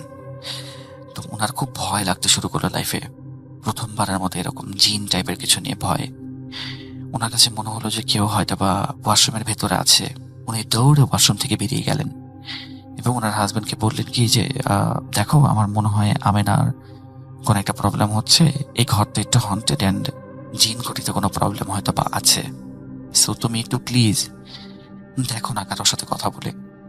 কিন্তু ভাইয়া আসলে এই জিনিসগুলি বিশ্বাস করতেন না, মানে আঙ্কেল এই জিনিসগুলি কখনোই বিশ্বাস করতেন না।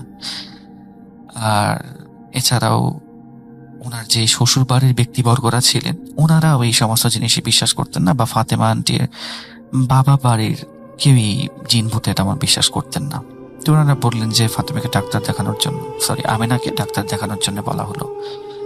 তা আমেনাকে ডাক্তারের কাছে নিয়ে যাওয়া হলো, কিন্তু কোনো ডাক্তার ওরা কোনো রোগ ধরতে পারে না। মানে আমেনা ইজ টোটালি মানে fine, physically fit, mentally fit. তো এরপরে একদিন কি হলো, আমিনাকে ফাতেমাকে জিজ্ঞেস করলেন যে মহিলাকে আরো এসেছিল। আমিনা বলে কি সে প্রতি রাতেই আসে, আমি মানা করি কিন্তু আমাকে বলে যে তোমার অনুমতি নিয়ে এসেছে। আন্টি কিছুটা ভয় পেয়ে যান এবং তখন ফাতেমাকে কিছুটা বকাবাদি করতে থাকেন যে তুমি আমাকে এই সমস্ত জিনিস কেন বলো নাই, আগে কেন বলবা না। তো আমিনা কিছুটা রাগ করে রুম থেকে উঠে যায় এবং বল দিয়ে খেলতে খেলতে ও কি করে, শোকেসের উপরে থাকে একটা ডিনার সেটের একটা প্লেট ভেঙে ফেলে। এটা আন্টির খুবই পছন্দের একটা প্লেট ছিল, ডিনার সেট ছিল। তো উনি আমিনাকে কিছুটা বকাবাদি করে যে তুমি একটু দেখাশোনা করে খেলবো না, এখানে যাও, ভেতরে যাও, এখান থেকে যাও, চোখের সামনে থেকে যাও। যেরকম একটা মা নর্মালি বাচ্চাদেরকে একটু বকাবাদি করে ওরকমই। তো আমিনা যখন ভিতরে চলে গেল, আন্টি সবকিছু পরিষ্কার করে একটু মন খারাপ করলেন যে মেয়েটাকে এভাবে বকলাম, একটু গিয়ে কথা বলে আসি। তো উনি চলে গেলেন ফাতেমার কাছে, মানে আমিনার কাছে। আমিনার কাছে যাওয়ার পরে উনি আমিনাকে বললেন যে মা দেখো, জিনিসগুলো তো অনেক দামি আর আমার অনেক প্রিয় একটা জিনিস ছিল, তুমি যদি এরকম করো তাহলে তো এগুলো নষ্ট হয়ে যাবে। আজকে এগুলো আমার আছে, পরে তো তোমাদেরই হবে। এরকম করো না, খেলাধুলা করো কিন্তু একটু আস্তে ধীরে শান্তি মতো খেলো, কেমন? তা আমিনা তখন কিছুটা রাগান্বিত গলায় ওর মাকে বললো যে মা, আমি তো ইচ্ছা করে করি নাই, তুমি যে আমাকে বকা দিলা না, আমি তো বলটা এখানে মারিই নাই, তুমি আমাকে বকা দিলা যখন, আন্টি আমার হাত থেকে বলটা নিয়ে ওখানে মেরেছে। তো ফাতেমা আন্টি কিছুটা অবাক হয়ে জিজ্ঞেস করেন মানে আন্টি মেরেছেন বলতে তুমি কি বোঝালা? তো এরপরে আমিনা বলে কি যে আন্টি আমার হাত থেকে বলটা নিয়ে ছড়ে ফেলেছিল। ওই মুহূর্তেই আমিনা আবার বলে যে আমাকে যখন তুমি বকাবাদি করো বা কোনো বিষয় নিয়ে মানে ইন্টারোগেট করো বা প্রশ্ন করো, আন্টি এই জিনিসটা পছন্দ করেন না। উনি মোটামুটি ভালোই রেগে যান এবং আমাকে বলেন যে তোমার মা ভালো না। এই কথাটা বলার সাথে সাথে ড্রয়িং রুম থেকে আবার কাচের প্লেট ভাঙার মানে বড় শব্দ আসতে শুরু করলো। এবার আন্টি দৌড়ে গিয়ে দেখেন যে তখন তো তার ডিনার সেটের একটা মাত্র প্লেট ভেঙেছিল, কিন্তু এবার তার সম্পূর্ণ ডিনার সেটটাই নিচে পড়ে ভেঙে গুড়িয়ে গেছে, একদম একেবারেই গুড়িয়ে গেছে। তো উনি কিছুটা মন খারাপ করলেন এবং চিন্তা করলেন যেটা কিভাবে হলো। আজকে ওনার হাজবেন্ড আসলে উনি এই বিষয়ে কথা বলবেন, এই চিন্তা করলেন উনি। তো এরপর উনি আমিনাকে আর কিছু বলেননি। সন্ধ্যার দিকে যখন ওনার হাজবেন্ড বাসায় আসলেন তখন উনি আঙ্কেলকে সবকিছুই খুলে বললেন। আঙ্কেল বললেন কি এই জিনিসগুলো আসলে তোমার মনের ভুল, there is nothing called ghost, nothing called জিন। তুমি ডিনার সেটটা ঠিক মতো রাখোনি, দ্যাটস ওয়াই এটা পড়ে ভেঙে গেছে। এখানে আমিনারও কোনো ফল্ট নাই বা আনসিন কোনো কিছুরও কোনো ফল্ট নাই। স্টপ এক্সাজারেটিং থিংস, এত বেশি মানে বাড়িয়ে বাড়িয়ে বলো না।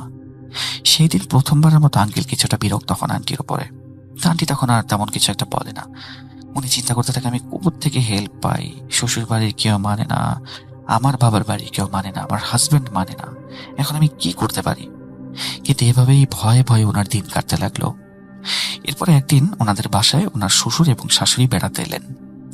বেড়াতে আসার সময় নর্মালি বাড়ির বয়োজ্যেষ্ঠ মানে দাদা দাদি নানা নানি যারা থাকেন ওনারা বাচ্চাদের জন্য অনেক গিফট নিয়ে আসেন।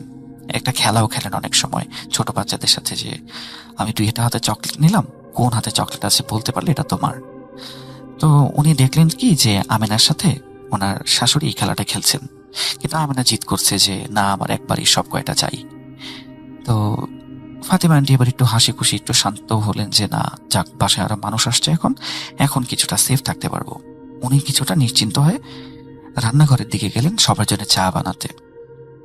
উনি যখন চা বানাচ্ছিলেন, চাটা যখন প্লেটে ঢাললেন, মানে কাপের উপরে ঢাললেন, তখন হাতে নিয়ে বাইরে আসবেন এমন সময় উনি শুনলেন ওনার শাশুড়ি বিকট শব্দে চিৎকার করে উঠলেন। এমন শব্দে চিৎকার করলেন মনে হয় ওনার জান বেরিয়ে যাচ্ছে, এমন জোরে উনি চিৎকার করে উঠেছিলেন।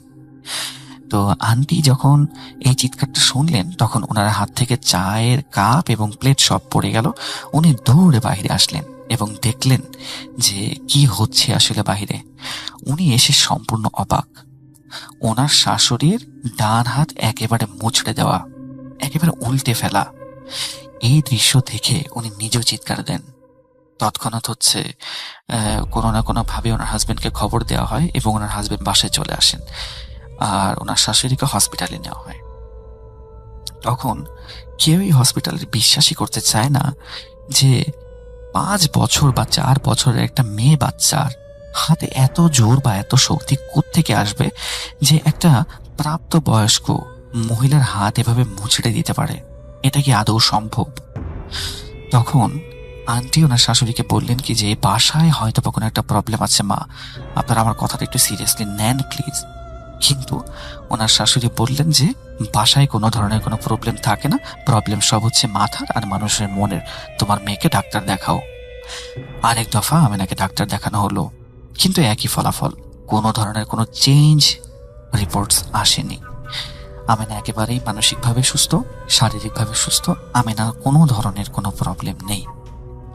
তাহলে কেন সে এমন করছে? ডাক্তার বলে যে একা একা থাকে হয়তো বা এই কারণে।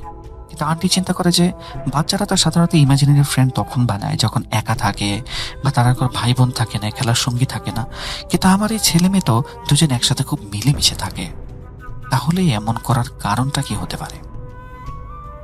তখন ওনারা চিকিৎসা করানি মোটামুটি বন্ধই করে দিলেন, বিকজ যেহেতু কোনো প্রবলেম নেই আর কি চিকিৎসা করাবেন। এভাবেই দিন কাটতে লাগলো। এরপরে এমন একদিন একটা ঘটনা ঘটলো যেটা আসলে সবাইকে বিশ্বাস করতে বাধ্য করে দিল যে আসলেই ওনাদের এই ঘরে কোনো একটা প্রবলেম আছে। সেদিন রাতের বেলা আন্টি এবং আঙ্কেল খাওয়া দাওয়ার পরে ঘুমিয়ে গেলেন এবং রাতের বেলা হঠাৎ করে টুংটাং আওয়াজে, রান্নাঘর থেকে আসা টুংটাং আওয়াজে তাদের দুইজনেরই ঘুম ভেঙে গেল। ঘুম ভাঙার পরে যখন তারা বাহিরে আসলেন ওনারা দেখতে পেলেন অনেক বড় একটা বিশাল আকারের কুকুর ওনাদের দরজার থেকে একটু দূরে দাঁড়িয়ে আছে। এটা দেখে আন্টি তখন ওনার হাজবেন্ডকে বললেন যে তুমি তো বিশ্বাস করতে না, দেখছো এখন এটা কোত্থেকে আসলো বলো। কুকুরটার চোখ ছিল লাল এবং চোখ দিয়ে লাল ধোঁয়া বেরোচ্ছিল, এমন কালারটা খুবই আনইউজুয়াল, সাদা তারপরে ব্রাউন অ্যান্ড ইয়েলো কালারের একটা মিশ্রণ মনে হচ্ছিল। তো আস্তে আস্তে কুকুরটা ওনাদের দুইজনের সামনে ঘড় ঘড় করতে লাগলো, মানে কামড় দেওয়ার একটা অবস্থার মতো করতে লাগলো। ওনারা কিছুটা পিছিয়ে গেলেন, দৌড়াদৌড়ি পড়তে লাগলেন। আস্তে আস্তে দেখলেন কি আয়াতুল কুরসি যখন ওনারা পড়া স্টার্ট করলেন এবং আরো বাদ বাকি দোয়া যখন পড়া স্টার্ট করলেন ওনারা, তখন কুকুরটা আস্তে আস্তে সরে যাচ্ছে, কিন্তু একেবারে যাচ্ছে না, ওনাদের দিকে দাঁড়িয়ে 1 পা 2 পা করে পিছাচ্ছিল। একটু পরে হঠাৎ করে কুকুরটা দেখা গেল যে তার ছেলে মেয়েদের রুমে চলে গেল, সামনে গিয়ে একেবারে অদৃশ্য হয়ে গেল।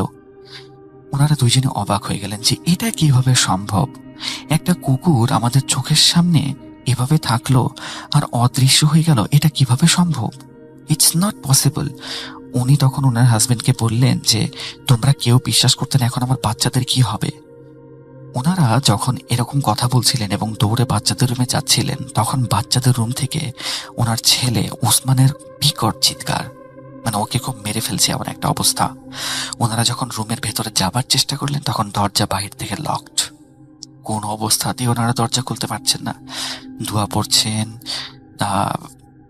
রান্নাঘর থেকে বিভিন্ন টাইপের ইনস্ট্রুমেন্ট, টুল বক্স এনে দরজা ভাঙার চেষ্টা করছেন, কোনোভাবেই কিছু সম্ভব হচ্ছে না। মোটামুটি 3 থেকে 4 মিনিট পরে দরজাটা আপনা আপনি খুলে গেল এবং দরজার ভেতরে ঢুকে ফাতেমাটি আমাকে যেভাবে বলেছেন এবং উনি কথাটা বলার সময় তখনও কাঁপছিলেন, ওনার ভয়েসটা কাঁপছিল। উনি বললেন যে বাবা তুমি বিশ্বাস করবে না সাবিত, আমি দেখলাম আমার চোখের সামনে মনে হয় একটা ফিল্ম চলছে। It was like an horror film in front of my eyes. আমার মেয়ে, আমার 4-5 বছরের মেয়ে আমার 8 বছরের ছেলের গলা ধরে ডান হাতে তাকে উপর করে তুলে রেখেছে, এবং আশেপাশে তাদের যে বই খাতা কলম যা ছিল সব কিছু যেন হাওয়ায় উড়ছে। এই অবস্থা বর্ণনা আমি কিভাবে করব আমি জানি না। তো আমি তৎক্ষণাৎ দেখলাম যে আমার ছেলেটা গলায় চাপ লাগার কারণে ওর দম আটকে যাচ্ছিল এবং এই কারণে সে চিৎকার করছিল। এরপরে আমরা কোনো রকমে 2 ভাই বোনকে আলাদা করলাম। আলাদা করার পরে মেয়েটা মোটামুটি অজ্ঞানের মতোই হয়ে গেল, এবং 2-3 মিনিট পরে ছেলেটারও জ্ঞান ফিরলো, এবং জ্ঞান ফেরার পরে সে আমাদেরকে ইশারা করে তার পায়ের দিকে তাকাতে বলল। আমরা যখন তার পায়ের দিকে দেখলাম তখন দেখলাম যে তার পায়ে জন্তু জানোয়ারের কামড়ের দাগ, তাও একটা নয়, মোটামুটি সামনের বড় দাঁত যদি 2টা থাকে, মানে চোখা দাঁত, তাহলে একটা কামড়ে 2টা দাঁতের দাগ হয়। বাট ওর পায়ে মোটামুটি 8-10টার মতো দাগ ছিল, মানে তাকে 4 থেকে 5 বার কামড়ানো হয়েছে। তখন ওনারা কি করলেন, গাড়িতে করে মানে গাড়িতে চলে আসলেন, গাড়ির কাছে হসপিটালে যাওয়ার জন্য, ছেলেকে চিকিৎসা করানোর জন্য। উনি ছেলেকে নিয়ে গাড়ির পেছনের সিটে বসলেন এবং মেয়েকে সামনের সিটে বাবার সাথে দিলেন, কারণ উনি চিন্তা করছিলেন যে আমার মেয়েটা আবার হয়তো আমার ছেলেটার উপর আক্রমণ করতে পারে, যেহেতু এখন নিজের কোনো সেন্সে নেই। এটা অবশ্যই ওর কোনো ভুল না, ওর কোনো দোষ না, কিন্তু অবশ্যই এটার কারণে, এই সমস্যার কারণে আমার ছেলের উপর আক্রমণ করতে পারে। এই কারণে উনি তখন ছেলেকে জড়িয়ে ধরে গাড়ির পেছনে বসলেন এবং মেয়েকে গাড়ি থেকে সামনের সিটে বসতে দিলেন। 5 মিনিট গাড়ি ড্রাইভ হচ্ছে, তখনই মেয়েটা হঠাৎ করে উঠে পড়ল। এমনভাবে উঠলো যেন সে ঘুম থেকে উঠেছে, এবং মাকে জিজ্ঞেস করছে যে মা কি হয়েছে, ভাইয়া এমন করে আছে কেন, ভাইয়া আঘাত পেল কিভাবে? আন্টি চিন্তা করছিলেন যে বেচারি, তুমি তো এই সমস্ত কিছু করেছো, কিন্তু তুমি তো জানো পর্যন্ত না, আমরা কি করব জানি না। ফাইনালি ওনার ছেলে ওসমানকে ডাক্তারের কাছে নিয়ে আসা হলো, পরীক্ষা করানো হলো, ইনজেকশন দেওয়া হলো। সব কিছু করানোর পরে ডাক্তার যে তথ্যটা দিলেন সেটা ছিল এমন যে ওসমানের পায়ে যার কামড়ের দাগ ছিল সেটা আসলে কুকুরের কামড়ের দাগ। টোটালি এটা একটা কুকুরের কামড়ের দাগ ছিল। এই কথা শুনে ওনারা আরো ভয় পেয়ে গেলেন যে আজকেই আমাদের ঘরের সামনে কুকুর দেখলাম। আমি এর আগেও দেখেছিলাম ঘরের ভেতরে কুকুর আসা কোনোভাবেই পসিবল না, বাট এখানে কুকুর আসলো আর ঘরের সামনে গিয়ে উধাও হয়ে গেল, আমার ছেলেকে কামড় পর্যন্ত দিল। এটা কি হচ্ছে এই বাসায়? ওনার হাজবেন্ড তখন চিন্তা করলেন কি এই বাসায় আর থাকা যাবে না।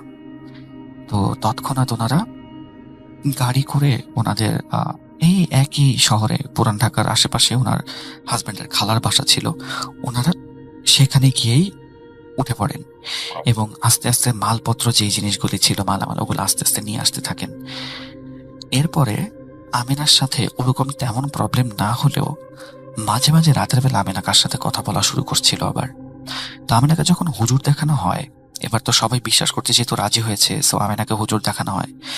হুজুর দেখানোর পরে হুজুর সবকিছু শোনার পরে বলেছিল যে ঘরটাতে আপনারা উঠেছিলেন সেই ঘরটায় কেউ কালো জাদু করেছিল, বা এই ঘরটার ভেতরে এমন কিছু ঘটেছিল যেই কারণে একটা জিন সেখানে বন্দী, কোন একটা মানে অ্যাক্সিডেন্ট বা কিছু একটা হয়েছিল যেই কারণে একটা জিন এখানে এখন বন্দী।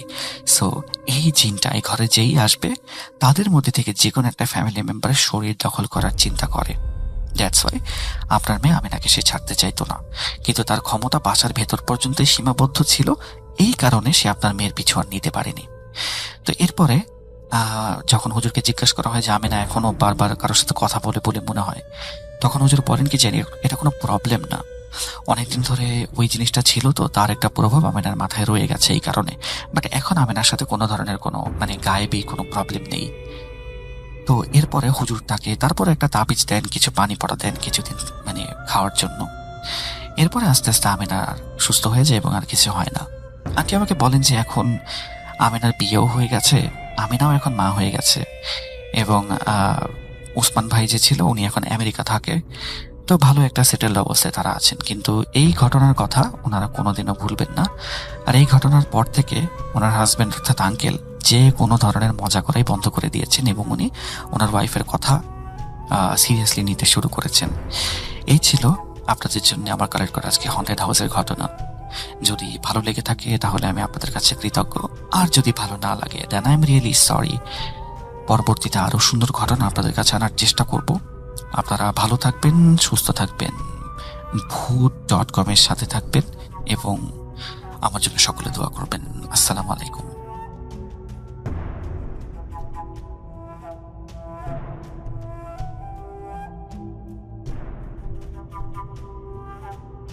আবারও রাতের আঁধারে খুশি হব। আশা করছি প্রথম থেকে শেষ পর্যন্ত শুনবেন আমাদের। চলুন কথা না বাড়িয়ে শুরু করা যাক। আসসালামু আলাইকুম। আশা করি আপনার সবাই অনেক ভালো আছেন। আমার নাম মোহাম্মদ মুশিউর রহমান। যে ঘটনাটি বলবো সেটা আমি আর আমার মামার সাথে ঘটেছিল। এটি একটি সত্য ঘটনা। ঘটনার স্থান গাইবান্ধা ঢোলভাঙ্গা ইউনিয়ন। আমাদের সাথে যেভাবে ঘটেছিল সেইভাবে বলার চেষ্টাই করব ইনশাআল্লাহ। আমার মামা বিয়ে করেছে। বিয়ার কিছুদিন পরে আমার মামি বাপের বাড়ি ঘুরতে, মানে বাপের বাড়ি গেছিল ঘুরতে আর কি। পরে আমার মামা বলল, চলো তোমার মামিকে আজকে আনতে হবে, যাই আমরা নিয়ে আসি।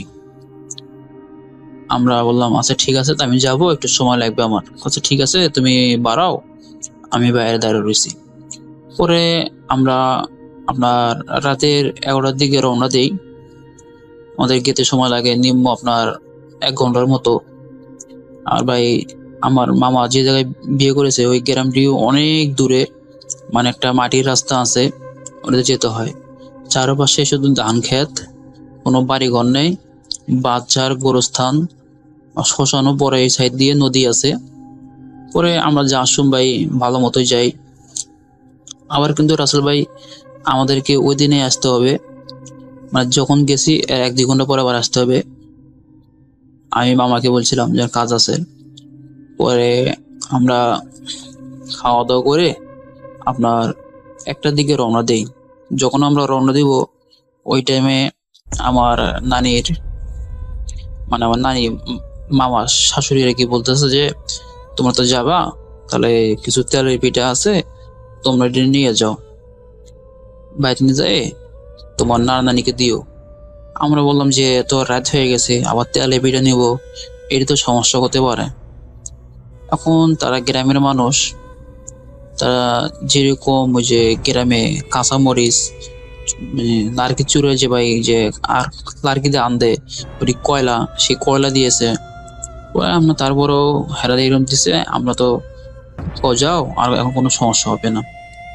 কিন্তু রাসেল ভাই আমরা যে দিক দিয়ে আসবো ওই দিক দিয়ে কোনো বাড়িঘর নেই, মানে আশেপাশে বাড়িঘর আছে, তার পাশে কোনো বাড়িঘর নেই। তার পাশে এক সাইডে নদী, এক সাইডে শ্মশান, একটু পরে গরুস্থান। পরে আমরা আপনার রওনা দেই। যতক্ষণ বাড়িঘর আশেপাশে ছিল আমাদের ততক্ষণ আমরা ভালো ছিলাম। যখন বাড়িঘর পার হয়ে শ্মশানের কাছাকাছি আসি আমরা দেখি ভাই আমাদের পিছনে অনেক কিছু হয়ে যেতেছে। আর রাসেল ভাই একটা কথা, আমি এই সময়, মানে ওই সময় না, আমি এই সময় আপনার হুজুর ছিলাম, মানে মাদ্রাসার ছাত্র ছিলাম, তো অনেক কিছু জানা ছিল আমার। পরে আমরা বাড়িঘর যখন দেখি আমাদের পিছন থেকে অনেক কিছু শব্দ আসতেছে যে দিয়া যা দিয়া যা দিয়া যা। ওই টাইমে আমার মামা ডরাইছিল।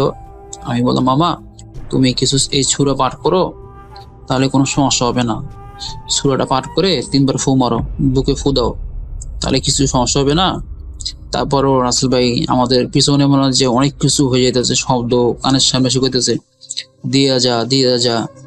পরে প্রথম পিটার ব্যাগটা ছিল আমার মামার হাতে। পরে মামা ভয় করলো, পরে দিছে আমারে।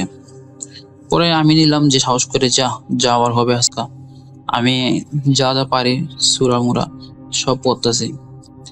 পরে রাসেল ভাই বিশ্বাস করবেন না, একবার সামনের দিক তাকালে একটু পর পরে একটা বিড়াই দেখি, এবার কুত্তা দেখি, মানে অনেক কিছু, একবার সাদা একটা অবয়ব দেখি। মানে এমন অবস্থা যে কোনো কেউ যাদের হার্টের সমস্যা আছে দেখলে তার হার্ট অ্যাটাক করবে, মানে অনেক ভয়ানক। পরে আমাদের চোখের সামনে ভাই এত পিছনের দিক ছিল, ওটা দেখি সামনে আমাদের দৌড়দৌড়ি করতেছে অনেক কিছু সাইড দিয়ে। পরে মামাকে বললাম মামা দেখো সামনে তো অনেক কিছু, তা তুমি ভয় করো না, এক কাজ করো, সুরা পড়ো আর আমরা চোখ দুইটাকে নিচের দিকে নামিয়ে দিই। চোখ দুইটা নিচ থেকে নামে মাটির দিক দেখে দেখে হাঁটবো আমরা, তাহলে আমাদের চোখের সামনে কিছু পড়বে না। পরে কোনো ঠিক আছে। পরে বিশ্বাস করবে না রাসেল ভাই, এত অবস্থা মানে পিছনে অনেক তুফান হয়ে যেতেছে, যখন ঘূর্ণিঝড় হয় এইরকম বাতাস বা কানের সামনে আসে গরম একটা হাওয়া লাগে, যে বলে এ দিয়া যা দিয়া যা, আমি খাবো, আমার খিদে নিয়ে গেছে, দিয়া যা। পরে তারপরও আমরা দেই নেবে রাসেল ভাই। পরে অনেক কষ্ট করে মানে আপনার যেখানে বাড়ি ঘর আছে এর আশেপাশে আমরা আসি। আসার পরে এই মাসকে পরে মানুষজনের কাছে যে সাহায্য চাই আমরা, যে এই অবস্থা, আমাদেরকে বিপদ থেকে উদ্ধার করুন। পরে তারা বলে যে তোমরা কি পাগল, এত রাত্রে এটি তোমরা নিচে কিসের জন্য, তোমরা জানো না ওই শ্মশানটা খারাপ, অনেক জায়গাটা অনেক খারাপ জায়গা। পরে আমরা বললাম যে না, আমরা তো কইছিলাম কিন্তু জোর করে আমাদেরকে দেওয়া হয়েছে। পরে আচ্ছা ঠিক আছে, তোমরা এইগুলা এখানে রাখো। তারা আর কি ঘরে তুলে নেবে এই পিঠাগুলি, তারা বাইরে রাখছিল। পরে আমাদেরকে আর কি আপনার ওখানে বলে যে তোমরা এখানে ঘুমাও। ঘটনাটি সত্য ঘটনা, যদি ভালো লাগে ভাই শেয়ার করবেন। আর এই জায়গাটার আমি আপনাকে একটা পিক দেবো, সমস্যা নেই, অথবা একটা ভিডিও দেবো যে জায়গায় ঘটেছিল। যদি ভালো লাগে শেয়ার করবেন, যেহেতু আমার এটাই প্রথম ঘটনা, জানি না কিরকম হবে। ইনশাল্লাহ। আসসালামু আলাইকুম। ওয়েলকাম ব্যাক, আপনাদের সবাইকে স্বাগত জানাচ্ছি। আমি রাসেল, শুনছেন ভূত.com। আমি আছি আপনাদের সাথে। তবে এই মুহূর্তে সময় হয়েছে বিদায় নেয়ার। আজকের মতো বিদায় নিতে চাই। যদি ভালো লাগে আমাদের ঘটনা অবশ্যই আমাদের জানাবেন, যদি ভালো না লাগে তবেও জানাবেন। আমরা আজকের মতো বিদায় নিচ্ছি, ফিরে আসবো আবারও। ভালো থাকুন, সুস্থ থাকুন, ভূত.com এর সাথে থাকুন। আল্লাহ হাফেজ।